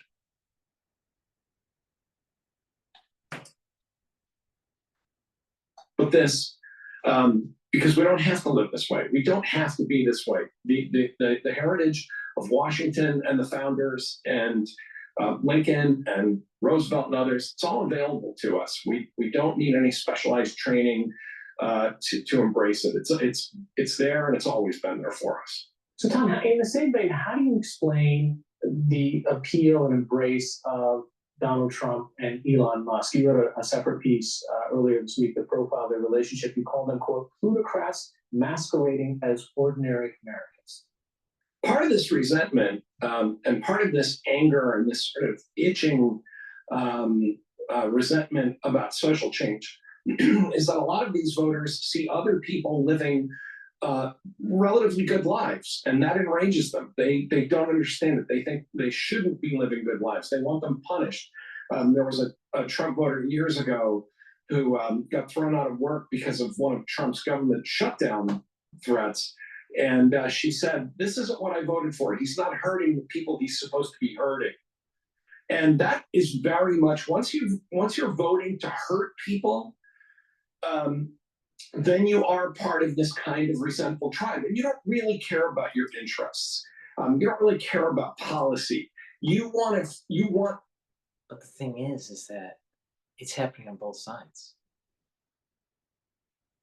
You don't think that the Democratic Party is trying to hurt candidates?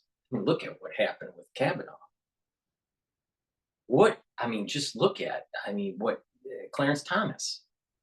Look at what has happened with Trump's run for the presidency, all three times. People need to wake up, man.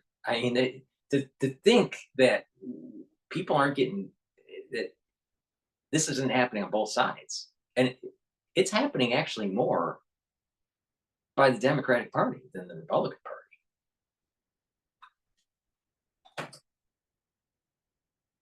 People who are rich enough and powerful enough, people like Trump and Musk and Vance, who is a multimillionaire himself, you want to see people go out there and have the ability to hurt people that you think shouldn't be living as well as they are, to hurt people who seem to not be paying attention to you, and to make them pay attention to you. Now, the thing is the last 20, 30 years, because of globalization, there's been a group of people within the Democratic Party that have really been successful financially because of this, because of globalization. All right. And that, if you want to tax, that may hurt globalization, that may hurt their financial position. See, so it's not about the country. It's about protecting their wealth. It's about protecting themselves. The Democratic Party, right? Let's just listen to Bloomberg all the time. They're against Trump because why? They keep on pushing this idea that he's going to hurt globalization, that it's going to be inflationary because of tariffs and all this stuff. And the reality of the situation is that we need to rebuild our manufacturing base. One, to have prowess for war. And two, that's where innovation comes from, is when you make things, not when you outsource it. Now it gets a little complicated because we run these deficits and someone has to buy our bonds. So what we do is we hurt the little guy in the United States, the one making stuff, and we'll go buy it from some cheap country for that cheap country to buy our bonds. Oh, okay. Let's cut the administrative state down to a manageable size, an efficient size. Not once has he said that maybe the administrative state is bloated out and it needs to be restructured. The Constitution doesn't need to be restructured. The organizational charts for these agencies need to be restructured.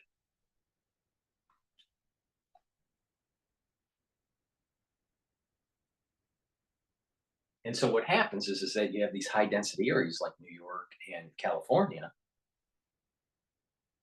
that are mostly Democrat and mostly globalism,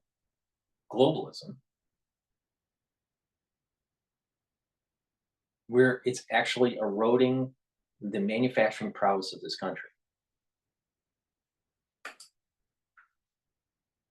That's, I think, why they're attracted to these plutocratic fake populists, because these guys have the money and the reach to be able to make other people miserable if they really choose to. And you think that Hollywood, especially the echelon in Hollywood, aren't plutocrats?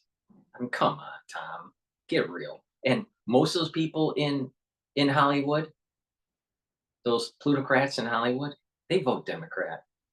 I mean, wake up.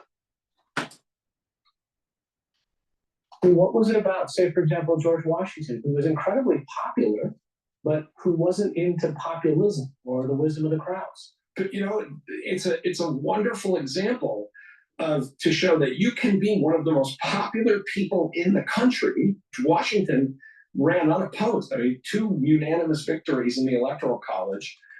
Could have had a third if he really wanted it, and yet was deeply distrustful of popular emotion and made no bones about that. And I think one of the things that distinguished Washington and the early founders, the early presidents, up until you get to maybe the age of Andrew Jackson, who becomes the first, real populist kind of president, was that they all said, look, we are not here to simply amplify the emotions of ordinary people.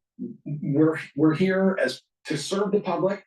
We hear you, but that doesn't mean we simply do whatever you want done. That's why the founders built in all these checks and balances. They put a Senate in to slow down legislation. They had a president who had a veto. They understood this role. So how are you going to have a dictator coming out of the executive branch, Tom? How is that going to happen? Really? I need to do a commercial here. Please go to my store, the-studio-reykjavik.com, and get the vitamin B complex. This helps with cell metabolism. In addition, it also helps to boost up your energy levels. Vitamin B1 through B5 are very important for the electron transport chain, which produces your ATP, which is your energy source. So please make sure that you get vitamin B complex. This is important to take when you get older. Once you get 40 years old, you should be taking vitamin B complex. Why? You want to protect your neurons. You need B vitamins to protect your neurons. Trust me. Please go to my store, the-studio-reykjavik.com. Vitamin C, very important for your immune system. Take it every day. If you have a cold, take a double dose. Drink it with filtered water. And magnesium and zinc, important for your immune system. Take every day. And if you're sick, take a double dose. Drink it with filtered water. Resveratrol, very important to get rid of senescent cells. Why? When cells start to divide, they start to bring down their telomeres, their telomere lengths at the ends of the chromosomes. So once the telomeres get to a certain length, it goes into senescence, which means that the cell stays alive, but it doesn't divide anymore. And over time, what happens is that it collects garbage, right? It collects toxins and it becomes less functional. So you want to get rid of those, right? And have your tissues that can regenerate to repopulate that tissue with younger cells. Resveratrol helps to get rid of senescent cells. In addition, it's an antioxidant and it's synergistic with many other things such as C60, NAD+, ubiquinol. So please go to my store and take resveratrol every day. I take it every day. I've been taking it every day for decades. So please go to my store, the-studio-reykjavik.com, and get this resveratrol. And lastly, omega-3. Omega-3 is very important for your cardiovascular health. How does it work? It brings down LDL levels and increases your HDL levels. That means you have a better lipid profile, and it helps to prevent red blood cells from sticking. That means that you can mitigate overclotting. Please go to my store and take the omega-3. It is synergistic with nattokinase. Now, since we're talking about nattokinase is fibrinolytic. It'll break up clots. That's important since the 2020 crisis. And nattokinase will help with lipid profile. It'll bring down LDL levels and increase your HDL levels. So it's synergistic with omega-3. Please take nattokinase every day if you want to improve your cardiovascular health.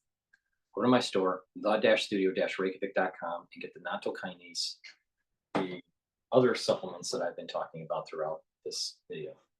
Let's continue with Professor Nichols.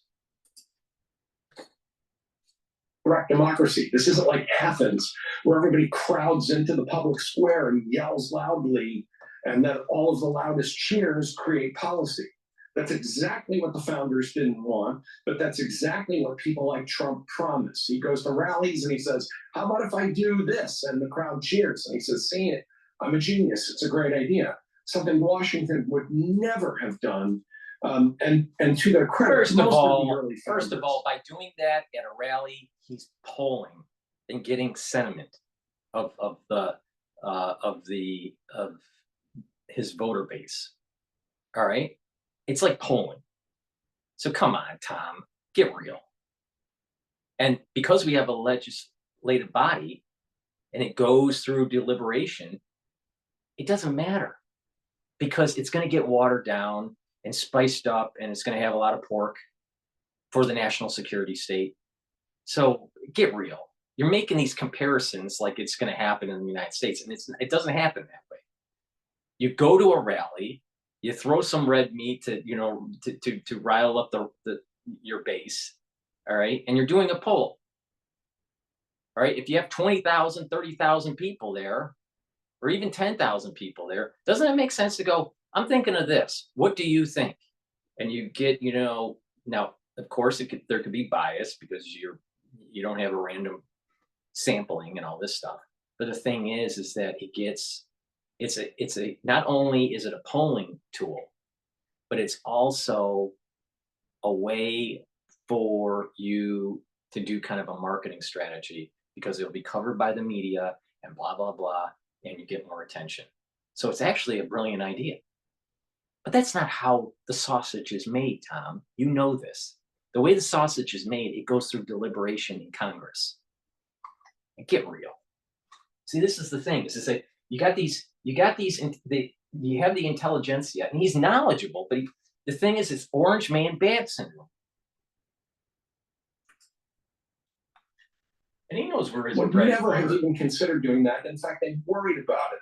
They worried about a demagogue who would try to lead the country by doing that kind of an appeal to emotion and to rage and to anger.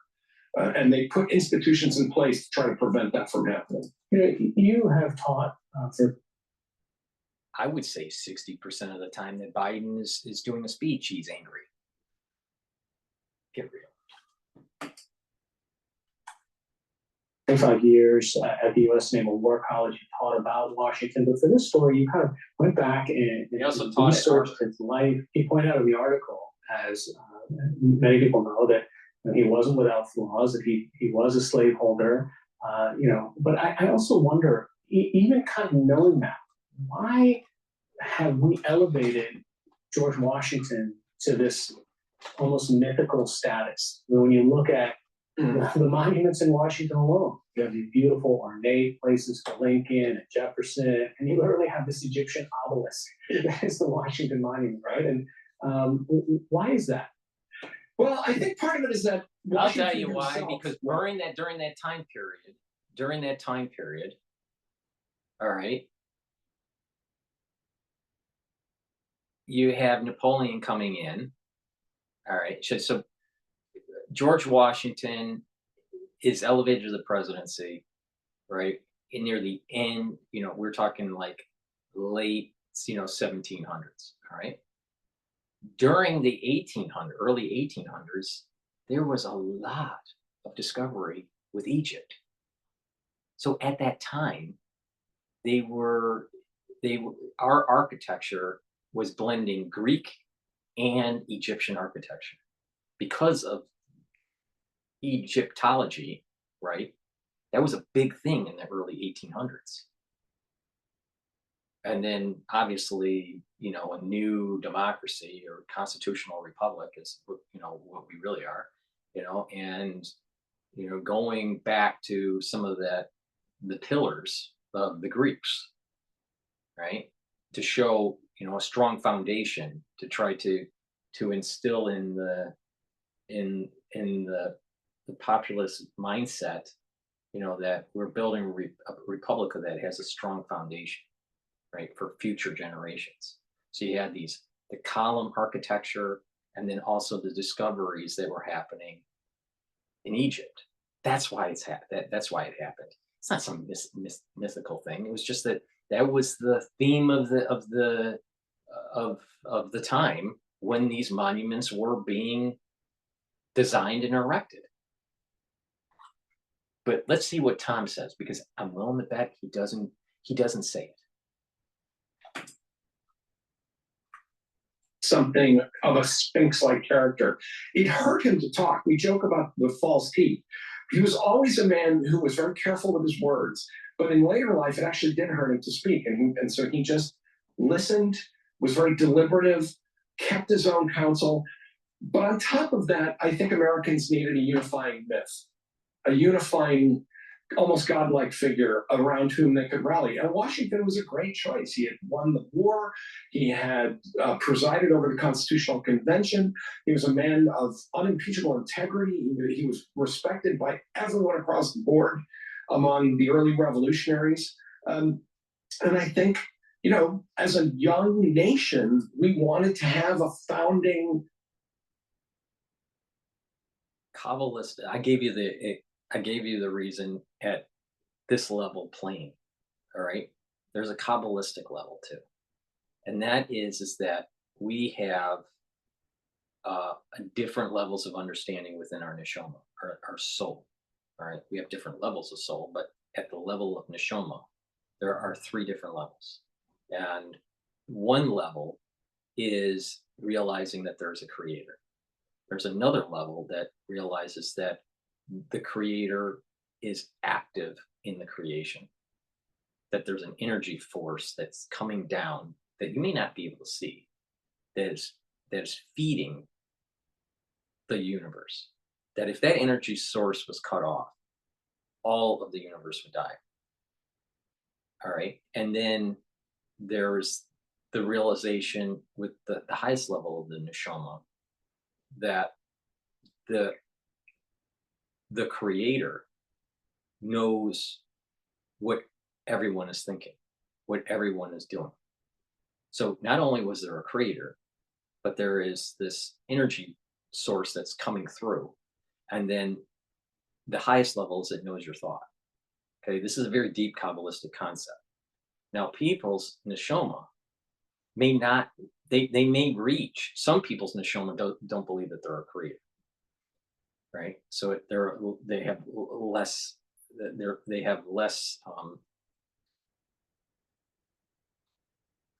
less elevation within the different worlds. The neshamas that have creator, but don't think that there is a continuous flow of energy, they usually they realize the world is created, but it is chaotic, and that therefore we need, you know, representatives that have good character to be able to lead us, right? So those neshamas are the ones that gravitate to to a figurehead, all right? When you realize, those neshamas realize that there is this interceding energy force. You know, God bless America. That is the neshama at the second level. The first level is God realizing there's a creator. Bless, you know, America. All right. That neshama of the people that are saying it are realizing there's an energy force that is coming down. But there's a third level, and that is the realization that there is a oneness, that it knows everything that has happened and everything that will happen. everything that is happening. Everything's all one. Just think about it. If you take the time element out and you could see all time right, and you elevate, so you have time and space, right? So you have 4 dimensions. But if you have a 5th dimension where you can see all of time and all of space, right? That is this hypercube of representation of this highest level of neshama. The far majority of the people in the United States are either at the first level. Most people are at the first. There are some people below the first level, but most people are at the first level, but need some sort of representative because their neshama doesn't realize that there is an energy force coming down to provide and intercede. So those people need some sort of God figure, some sort of Godhead, some sort of representative, right? Now, if you have a nefarious person that comes in and you have a lot of people that have a neshama at the creator level, but need someone to intercede, it's easy to be taken advantage of. But when you have a neshama that is above that and realizing that the creator does intercede through this energy force, then you no longer need a representative, because the real source of blessing, right, is not the God. It is not some sort of Godhead representative, but the creator itself. And then the highest level of individuals, the ones that are the most wise, they realize that all is, all was, all will be. It's all one. All right. And it takes, that's very few people have that. All right. So in terms of the population of the world, very few people have that true understanding of their neshama. There are a decent number of people that have the understanding with their neshama that there is an energy force that's coming through. But the far majority of the people of the world there was a creator, but not intercedes. And therefore you need a representative. That's a big problem. And so Kabbalistically, this is the reason why Washington ended up becoming this kind of Ubermensch.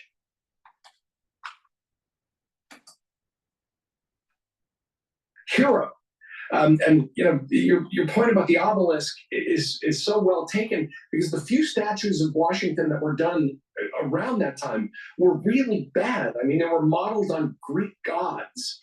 The rotunda of the Capitol has Washington to this day. You can see him sitting in heaven like a deity. And that's not who he was. And I think he wouldn't have liked that very much. It's not about what he thought. It's what the people thought. The people thought there was a creator, but didn't intercede. And it needed help.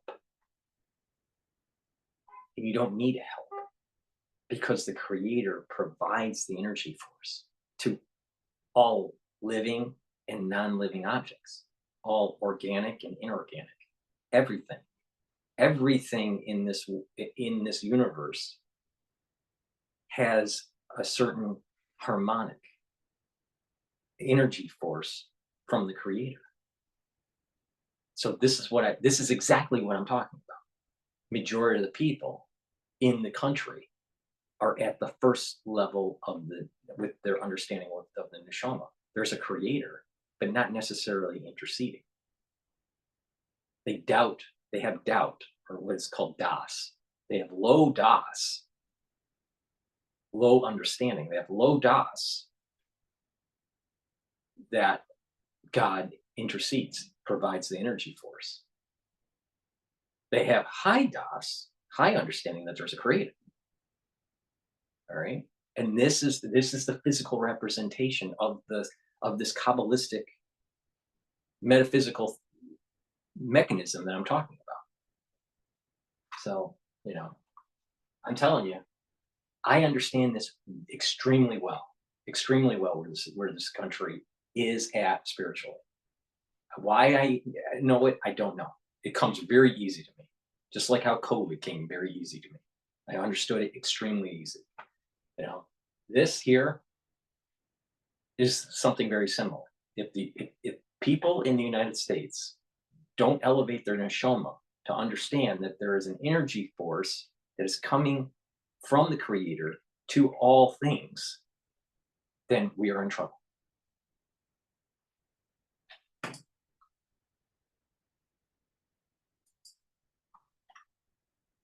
Now that I think I know him better, but I think that's part of founding, a new nation. That we need our pantheon of heroes, and Washington was the first and greatest among them.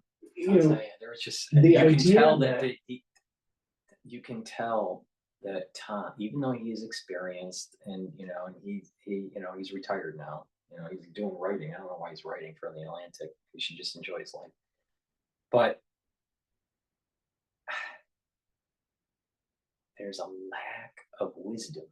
There's a lack of deepness. Like I've just kind of shined a little bit of a light of the deepness of this concept that this interview is about. He hasn't explained it. It's Orange Man bad. He couldn't even explain why the obelisk designs were coming in. It was because of the Egyptology that was coming on board in the beginning of the 1800s.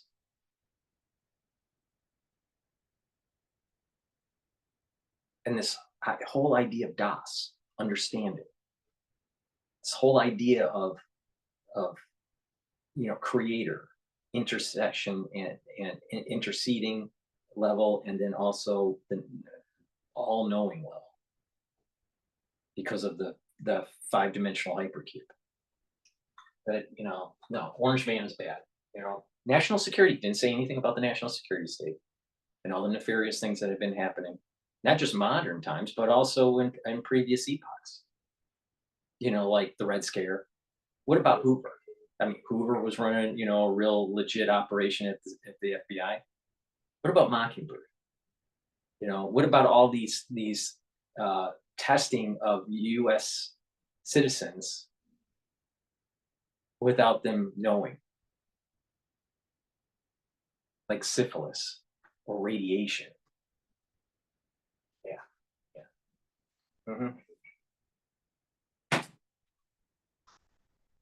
This election is more crucial, more pivotal than previous ones. It is something that you hear a lot from the left, but you don't necessarily hear that in the same way from the right. I mean, what is your concern for your party, the Republican Party, for he's not even a America at Republican large, depending on the outcomes? Well, my former party. Yeah. I left several years ago because of Donald Trump. And because of the general drift of the Republican Party, which has become just a cult of personality and a vehicle for power. I think the reason this election, the people... You think Clinton is not a cult of personality? Come on, Tom. Get real. We are still using terms like existential. Donald Trump's first term could have been much more terrifying than it was. There were still some people who bottlenecked and obstructed some of the worst things that Donald Trump wanted to do. They won't be there this time. More to the point, you could argue that in 2016... Let me rewind that, because I don't want to, misconstrue what he said, but the impression I got was that he's admitting that people were in his cabinet that bottlenecked what Trump wanted to do, and that they're going to be gone. And that is so fearful, because now the national security state has less control. Let's play that again. Make sure I understood that right. People who bottlenecked and obstructed some of the worst things that Donald Trump wanted to do. They won't be there this time. More to the point, More to the point, Tom, is that the president, leads the executive branch? Not advisors, not his cabinet, nobody else. Who leads the executive branch is the President of the United States, period. Now, you want to talk about treason? That's treasonous. Because you're not doing the will of the representative that was put into office.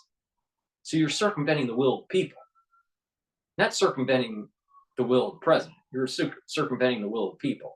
So this is the point I'm making. If the national security state and the administrative state feels as though they're in the right, they're gonna try to supersede the president. That's a problem, and that is not constitutional. Argue that in 2016, this was a one-off, that it was a weird election between two deeply unpopular people, Trump and Hillary Clinton, and that Trump cobbled together this kind of freakish outcome in the Electoral College.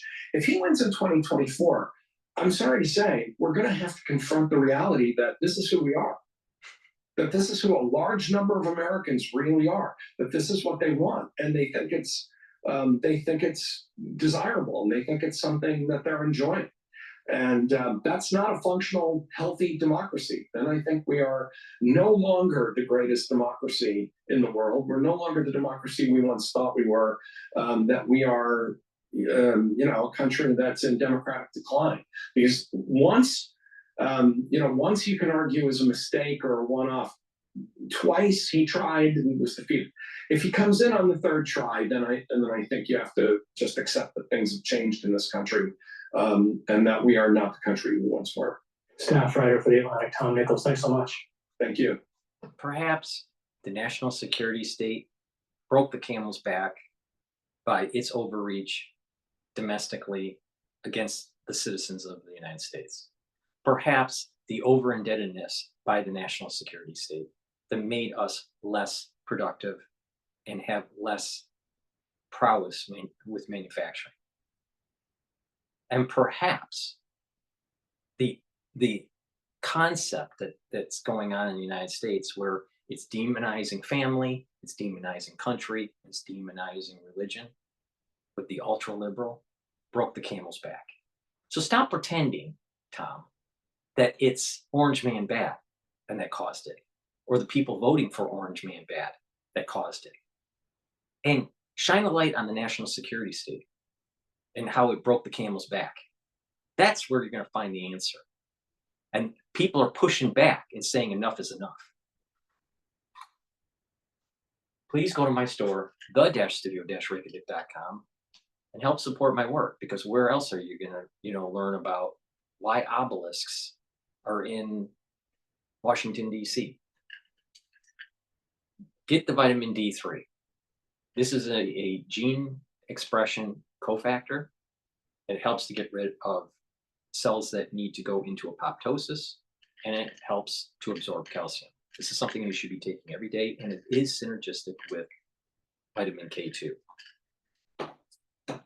Digestive enzyme complex, very important to reduce the load on your pancreas as we get older.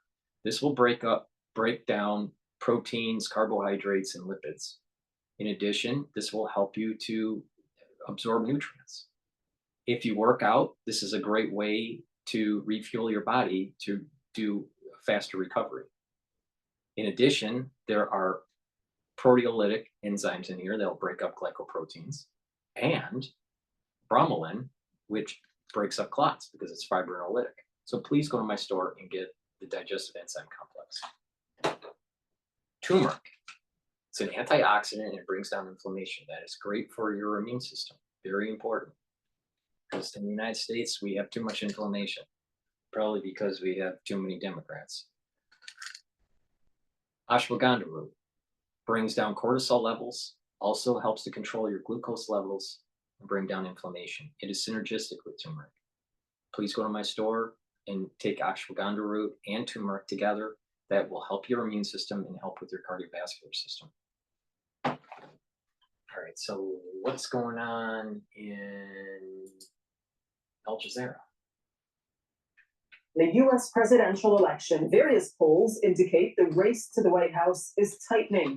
Both Democratic candidate Kamala Harris and the Republican Donald Trump are campaigning in Pennsylvania. It's one of the key battleground states. And some surveys show Harris underperforming in some areas where Democrats traditionally dominate. Analysts have stressed the contest is too close to call, as voting in 7 swing states could tip the scale in anyone's favor. Alan Fisher is joining us from the White House, so we'll keep an eye out on Pennsylvania, Alan, but what do we expect to see there? Well, it's 3 weeks to the election, so of course the swing states are going to be important, and Pennsylvania is one of the big ones. It's got 19 electoral college votes, and both Kamala Harris and Donald Trump will be there on Monday. Kamala Harris is in Erie County, Pennsylvania. That's where Joe Biden won by about 1,500 votes last time, so you can see how tight that race could be. And she is certainly making efforts to make inroads with black male voters, because that is where she's struggling. She still has about 78% support there, but that's way down on what Joe Biden got and way down on what Democrats normally get. As for Donald Trump, well, he is going to be just outside outside Philadelphia. He's going to have a town hall. He's going to talk about women's issues there. He has got to try and get more women on board because he's struggling with them. So you can see that both campaigns, just 3 weeks out from the polling, are now getting very targeted on where they think those few votes could swing, because of course this is going to come down to probably a handful, a few thousand votes in each of those swing states, and they will make the difference come November the 5th. So how are we to read into that, Alan, that the polls are suggesting such a tight race? Well, that was always going to be the case, wasn't it? And if you look at national polls, you can always push them aside because they're not really that important. It's going to come down to these important swing states. But certainly the polls don't make happy reading for Kamala Harris. Remember that big bounce she got in the summer? Well, just a few weeks ago, she was 5 points ahead of the Trump campaign, and everyone was buoyed, thinking that this was going to be a sprint to the finish for her. Now the polls are saying they're within the margin of error, that they're tied. She is maybe a slight lead in the national polls by about 1%, but that's essentially nothing. And so the Harris campaign has got to find a way to push through, to shake up the race, to try and get some sort of momentum. As for Donald Trump, he's not getting a lot of new voters. He's not getting undecided voters.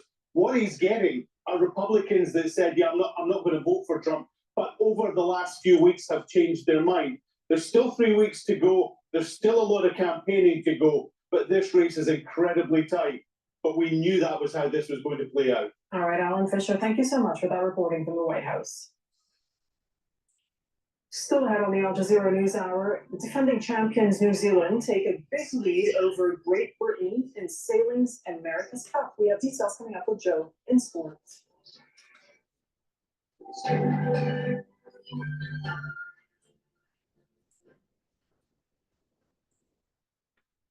Business Latest is sponsored by Intellect Global, which may sound high, but it's actually lower than previous years. Donald Trump there making inroads with 15% of the black vote if things were to take place today, and that is important because it's no GOP candidate, no Republican candidate has ever gotten over 10% in these polls. So 15%, almost double what he did last year in 2020. If you look at Joe Biden's number, 92% of the black vote went Joe Biden's way in 2020. So Kamala Harris significantly down on that, although it must be said she was ahead of where Joe Biden was with the black community had he still been a nominee for this time round. Now, that is because a lot of black people and black voters feel like they haven't really had their promises fulfilled to them. They feel like they've constantly been taken for granted as the backbone of the Democratic coalition. The Democrats want blacks to stay on the urban plantation and vote Democrat.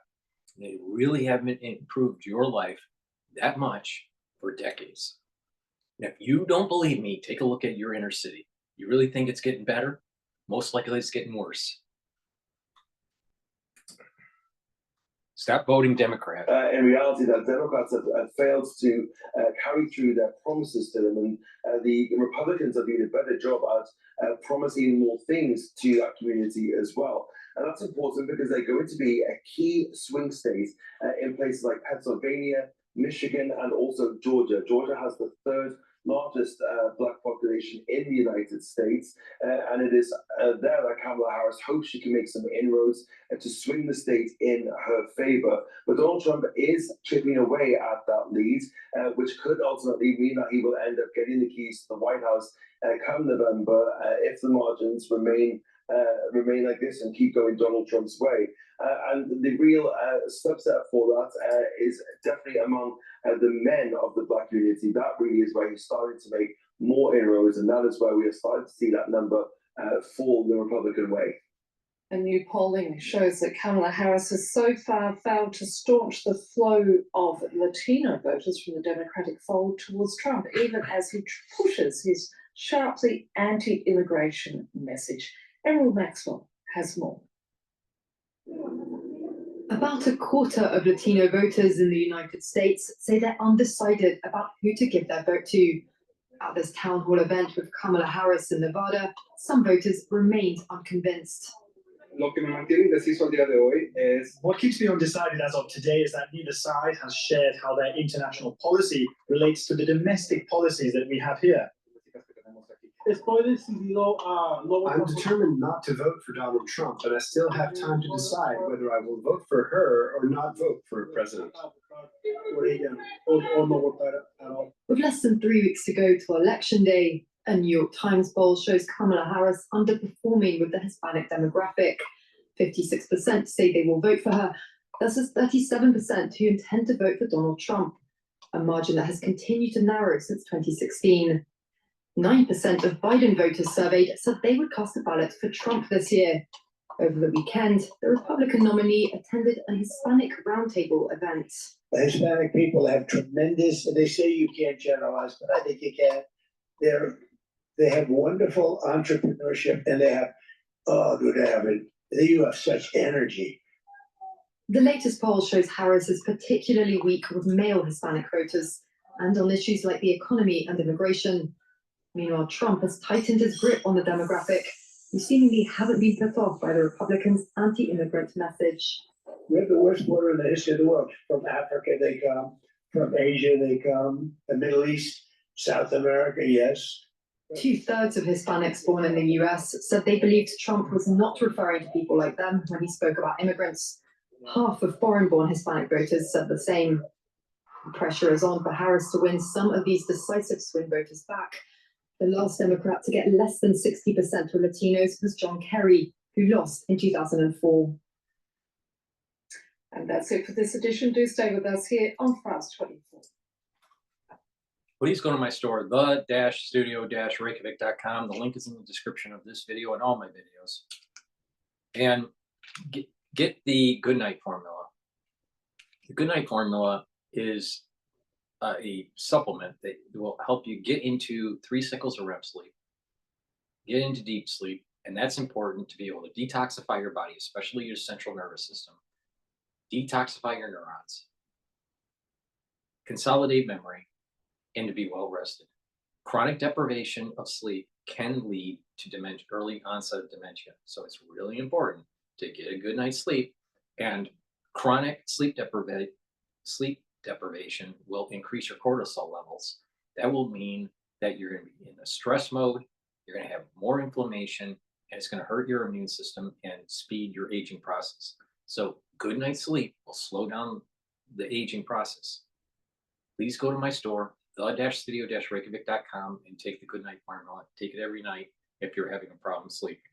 Many people in the United States have a problem sleeping, and this is your solution to improve your sleep, improve your memory, detoxify your body, and slow down that aging process of sleep deprivation. Olive leaf extract helps with the immune system and your cardiovascular system. It brings down LDL levels and increases your HDL levels, so it's improving your lipid profile. That will help your heart. And it will also bring down inflammation. That helps your vascular system, and that also helps your immune system. So please go to my store, the-studio-reykjavik.com, and get the olive leaf extract. This is a very high quality product. It's dual purpose. It's great. You can help your immune system and your cardiovascular system. So please go to my store and get the olive leaf extract. lignans, very important to boost up your immune system. It's an antioxidant and it'll bring down inflammation. It's a powder. You mix it with food or with filtered water. Take it every day. This is important. Why? Because we went through the 2020 crisis and people have trashed immune systems. You need to boost up your immune system. Take this product every day to boost up that immune system and to improve your hormonal health. It's for males and females. Take this every day, mix it with your food or with filtered water. There's a little scooper. You take a scoop each day. Please go to my store, the-studio-reykjavik.com. All right, so what's going on with, oh, this is the Nobel Prize. Let's listen to that. Into global inequality. The Turkish-American economist Darren Acemoglu and his colleagues Simon Johnson and James A. Robinson have shown how societal institutions play a role in determining how some countries prosper while others do not. Nina Scarrow is the chief executive of the Center for Economics and Business Research. She says the winning team's research extended far into the past. A lot of their work focuses on how persistent institutions are and how having institutions that can take advantage of providing opportunities for its citizens can contribute to wealth. So something that has been relatively novel in their approach and that I'm sure would have contributed to them receiving the prize is that they looked for examples of natural experiments in historic examples. So some of their work looks at periods of colonization and the types of institutions that countries that were the colonizers implemented in those colonies. So they're saying that if you look at historically over the years, places where colonial powers implemented better institutions actually over the years ended up faring better and generating more wealth, particularly in the periods of time when industrialization came around, and then those areas that had stronger institutions in place were better able to take the advantages of industrialization and generate more wealth for their citizens. Back in a moment with more news on Al Jazeera.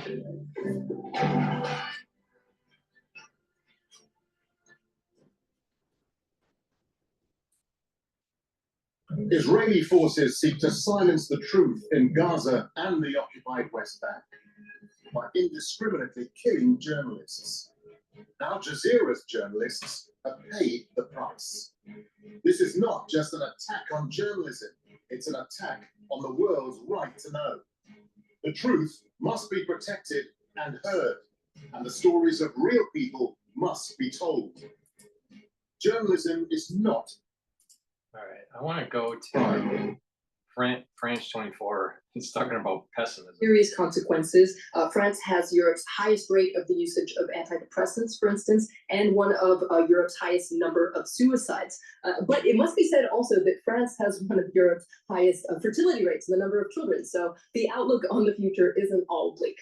It is not bleak, thankfully. Thank you very much for that, Flo. That's all we have time for. If you have more questions about France or life in France, don't hesitate to reach out to Flo on X. The address is @FloVilmino, and check out our website for previous shows. What's going on over U.S. deals reporter. That's fun. That's something to talk about. I know. I like it. The wraps it up for me and Paul on this wonderful Monday. Coming up, Balance of Power with Joe Matthew is up next. We still have S&P. This is the So S&P 500 is at 5,854.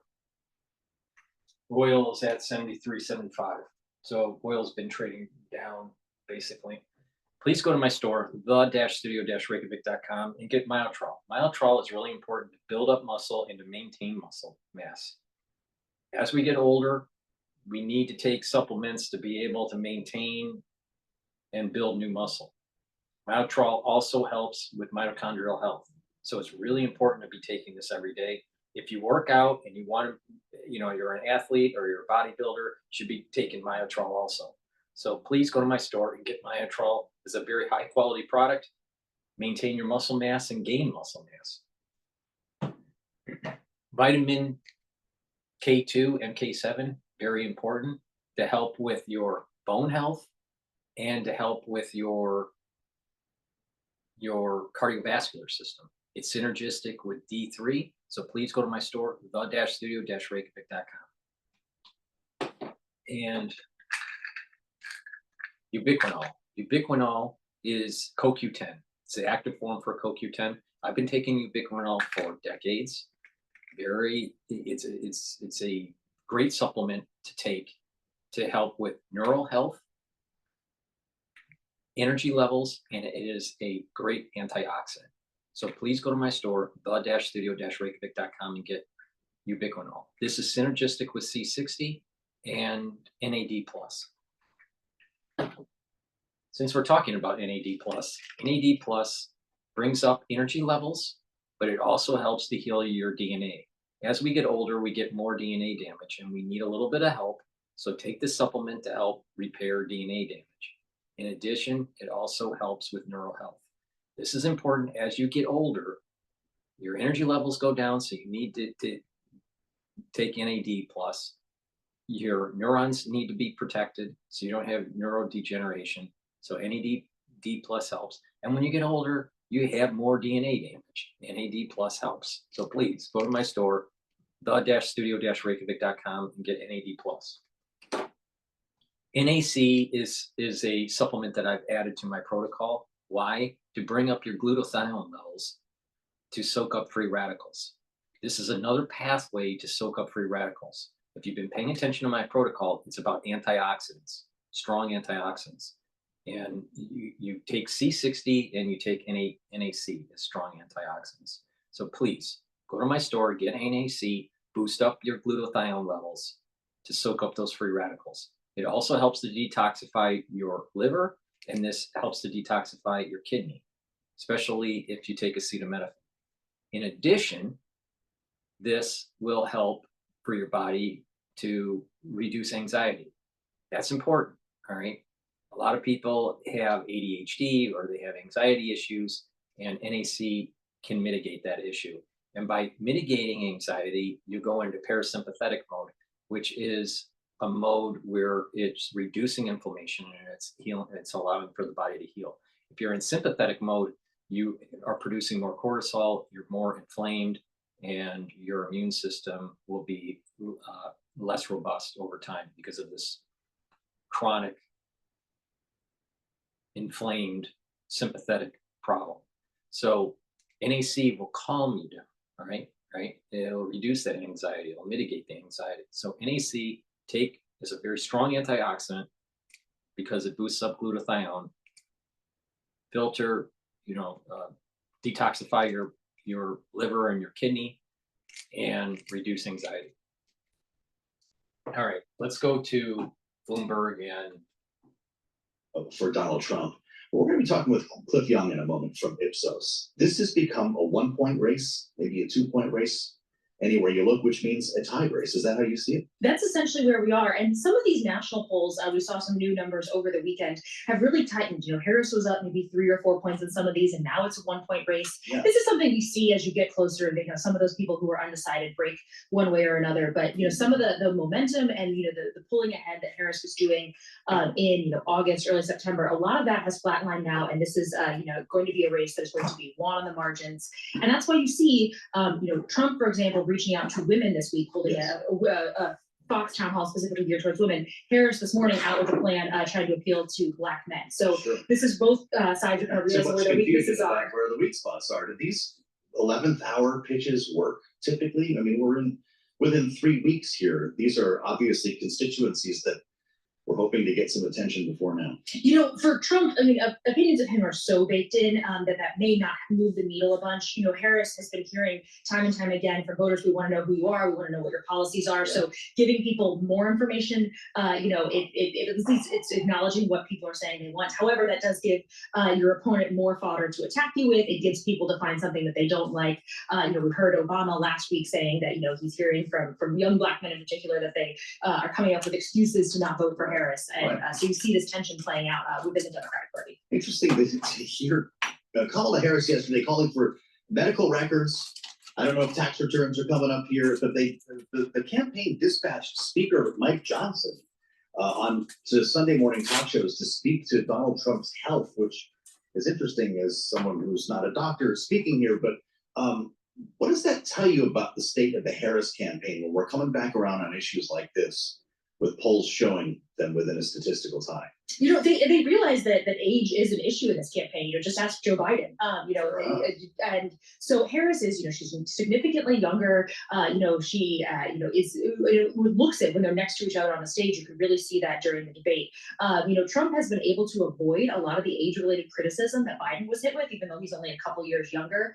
But this is, something that, our polling shows that people, are worried that, candidates in their late 70s, early 80s are too old to be president. Trump, though, doesn't he? And he doesn't seem to be weighed down by these questions that he's faced for months. It's really sort of, sort of the Teflon Don, stereotype that a lot of these things that would have been a major issue for other politicians just don't matter for him. He also is sort of advantaged in that because he has a very unique speaking style, Biden, when he speaks, he, has long suffered from a stutter. He sounded old in a way that Trump, it's sort of like, was that, is that age, or is that just, how Trump's, speaking pattern is? Exactly, yeah. Everyone ages differently, as we have learned here as well. So tomorrow, pretty important sit down with Donald Trump. It'll be right at this time, right here on this network, with our editor-in-chief sitting down with the former president for the better part of an hour, I suspect. You never know what Donald Trump's going to say, but his closing argument really does seem to be the border. Doesn't matter what question you ask, we come back to the border. What's Kamala Harris's closing argument? She is trying to craft this economic message of this, opportunity economy. The border is the top issue for many in Trump's base. The economy is sort of broadly the top issue in this race. So she is, talking about, both making her own case on housing, on taxes, on, creating pathways to education, as well as, refuting Trump's policies, which really are centered around tariffs. She's branded them as a national sales tax. Democrats have not been particularly good about coming up with some of these catchphrases to explain these more complex, economic, proposals to the American people. That seems to be one that's sticking. Great to have some time with Laura Davison. Thank you, Laura, as always, driving our political coverage here in Washington. Bloomberg News politics editor on Balance of Power. I'm Joe Matthew in Washington. As I mentioned, we're going to add the voice of Cliff Young here, who's coming in once again from Ipsos with new numbers over the weekend that really get to the demographics that Laura is talking about here. For Kamala Harris, young Black men. And there was a conversation on the late edition of Balance of Power here on Friday with Quentin James, president of the Collective PAC, political strategist. Here's what he told Kaylee Lines about this challenge for the Harris campaign. Listen. I think the Republicans, if I remember, have done a good job of engaging Black men, of going after the Black vote. One of my criticisms of the Democrats, and I'm a Democrat and proud of it, is that we haven't spent enough money and done enough work to engage Black men on these questions around the economy, on things beyond kind of policing and criminal justice. Those things are important as well. But how do we actually again raise wages, improve work, and build wealth for Black men? Those are big concerns. And so there have been efforts from the right to sometimes confuse, but sometimes persuade Black men. And so we gotta acknowledge that and recognize that, and go out there and work hard and earn their vote. This is where we start our conversation with the aforementioned Cliff Young, president, U.S. Public Affairs at Ipsos. He's with us in studio here. Great to see you at the table, as always. Welcome back.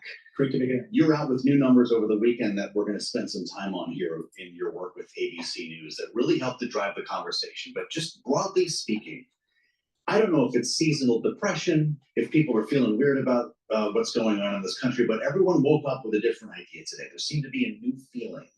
I don't know if it's the fact that this race is tightening, but I keep hearing from people off the record, Democrats and Republicans, that Donald Trump is taking the upper hand in this race.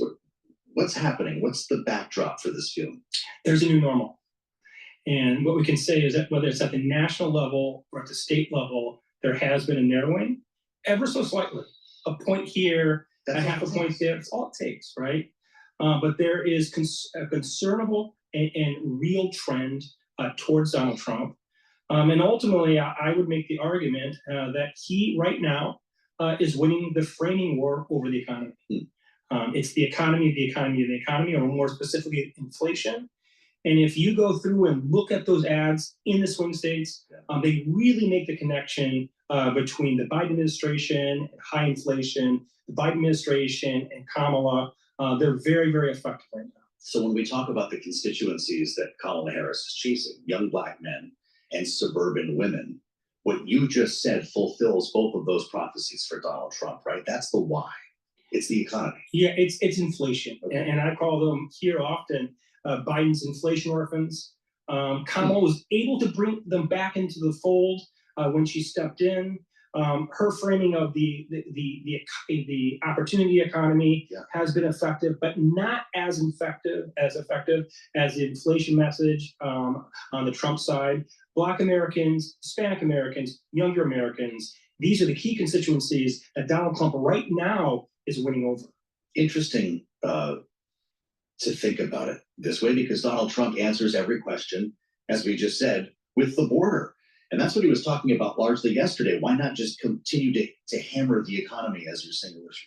Well, Donald Trump, as a spokesman, is a little bit all over the place. He's not so focused. The border issues are really important, especially for his base. They mobilize the Republican base. But if you look at those ads that are playing out in the key swing states, they're all about the economy. They're all about inflation. So let's take a look at what you learned. This is Ipsos ABC News.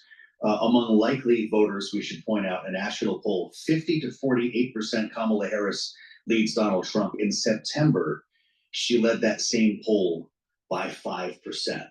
Now, for a lot of people, that sounds like nothing. You're talking about 2 or 3 points, but in a race this close, it's everything. Yeah, there obviously is a margin there. We have a little bit of sample bounce here or there, but definitely things have tightened. This will be a game of inches. Indeed, only a few 100,000 votes will matter in those key swing states. And this poll should be concerning for the Harris camp. Obviously, things can change looking forward, but this narrowing definitely benefits Trump and his campaign. You learned as well, 56% of Americans now favor deporting all undocumented immigrants. That is up 20 points from the first time Donald Trump ran 8 years ago. Maybe he is then choosing the right issue to speak to off the cuff. Yeah, immigration, deportation, unbridled migration, migrants over the border resonate across party lines, especially in swing states, a swing state like Arizona specifically. It's even an issue that Latinos are divided on. They have certain sort of reservations about the border policy and border policies with the Biden administration. So yeah, it's an issue that resonates. So when you have, even in the Latino community, divided on this issue, this is a big problem, all right? And I think the Democratic Party is on the wrong side of how to solve it. That's my take. And maybe it carves off a half a point here, a quarter point there, but there is a method to his madness. Does history tell us anything about the final weeks of the campaign, the closing 3 weeks that we're in now, as to whether you would see a break in the numbers from here, or is this pretty much what these polls are going to look like on the eve of the election? It always matters. I think, especially in an electoral scenario like this one, which is so close, up until election day, those critical messages can potentially carve off some voters here or there that can ultimately push the campaign across the finish line. It will matter up to election day. So could you expect real movement, though, I guess is my question. You're talking about a quarter of a point here. It sounds like this is going to be a 2-point race until we find out who won. Yeah, we're not going to see jumps like five points, but we might see trends one way or the other, ever so slight, ever so soft, but still discernible. Looks like Kamala Harris has agreed to an interview with Fox News, which is really interesting, seeing her media exposure just last week alone, right? It was Howard Stern, Stephen Colbert. We had the 60-minute shot, and then The View. Most of it pretty friendly interviewers, as opposed to a hard-hitting sort of sit-down being challenged by a journalist. None would be more than that, I suspect, than Fox News.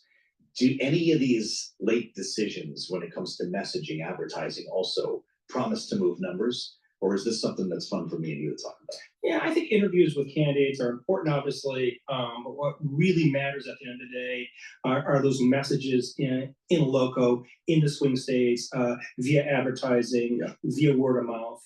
Obviously, if she messes up, and that's not good for her. Probably there's more downside for her than upside on Fox.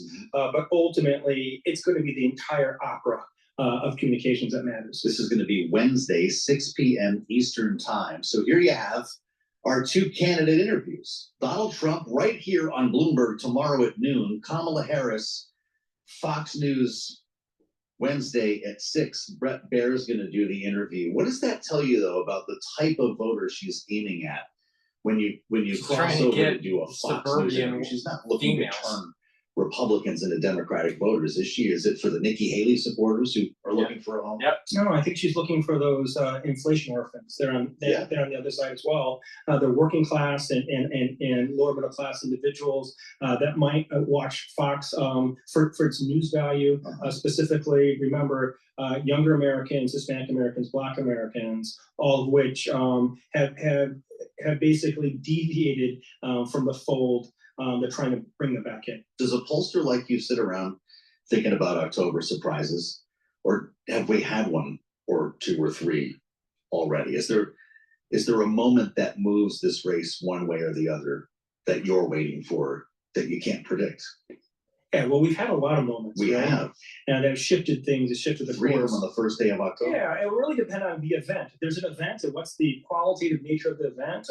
How big and existential is it actually? But ultimately, we're most worried about whether our polls are right. We have the level right, because it's oh so close that a point off in one direction or the other could really define the day. Do you secretly hope that it's not that close for the sake of the country, that we have a clear winner after November 5th? Well, to be quite frank, as a pollster, I secretly hope that it is that close because our polling is showing us that close. Okay. All news is local, apparently. But even the candidates themselves are saying it now. Let's hope for a blowout so we aren't doing this for a month after Election Day. Yeah, we have the day after issue. To what extent will the American population accept the results? Have you polled on that? Yeah. The extent to which Americans are prepared to wait? Yeah, well, first and foremost, we know that a supermajority of Americans say they will accept the results. Republicans are a little bit more sort of wishy-washy because they think the result probably won't be fair, or more likely not to be fair. But time really matters. The longer it takes to count and get it together, the less likely people are to believe the results. Which is troubling because it took us till Saturday last time. We could do it again. Cliff Young with us live in Washington from Ipsos. This is Bloomberg. Please go to my store, the-studio-reykjavik.com, and get the zeolite that I have. This helps to detoxify heavy metals, toxins, and chemicals out of your body, especially forever chemicals. Take 2 drops underneath your tongue, swallow with filtered water, take it every day, and you can do that throughout the whole year. Some people will detoxify their body by just doing a detox once or twice a year. So you can take, about a few drops underneath your tongue, drink it with filtered water until the bottle is done. Do that every day until the bottle's done. And then maybe do that once or twice a year. It's up to you. But you can take zeolite year round. This type of zeolite you can take year round. So please go to my store, the-studio-reykjavik.com. And C60, very strong antioxidant. You can get it in MCT coconut oil, in extra virgin olive oil, and avocado oil in a 2 ounce, a 4 ounce, or an 8 ounce configuration. Take a teaspoon of it a day, take it every day. They'll soak up those free radicals. It's a very potent antioxidant.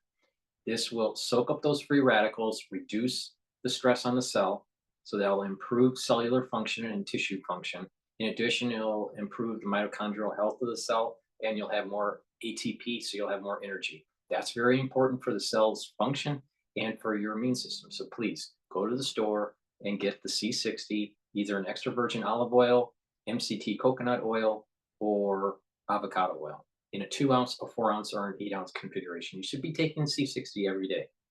Very high quality product, and it'll soak up those free radicals and slow down the aging process. That's the transmission today. Please follow all my channels. I have 4 channels on YouTube. I have Brighteon, Bitchute, and Rumble. If you could, please donate on my store, the-studio-reykjavik.com. You can donate through Stripe, PayPal, or buy me a coffee, or be a paid member to my Patreon channel. You can get all those links from the description of this video. Please go to my store, the-studio-reykjavik.com. Thank you for listening and have a nice day.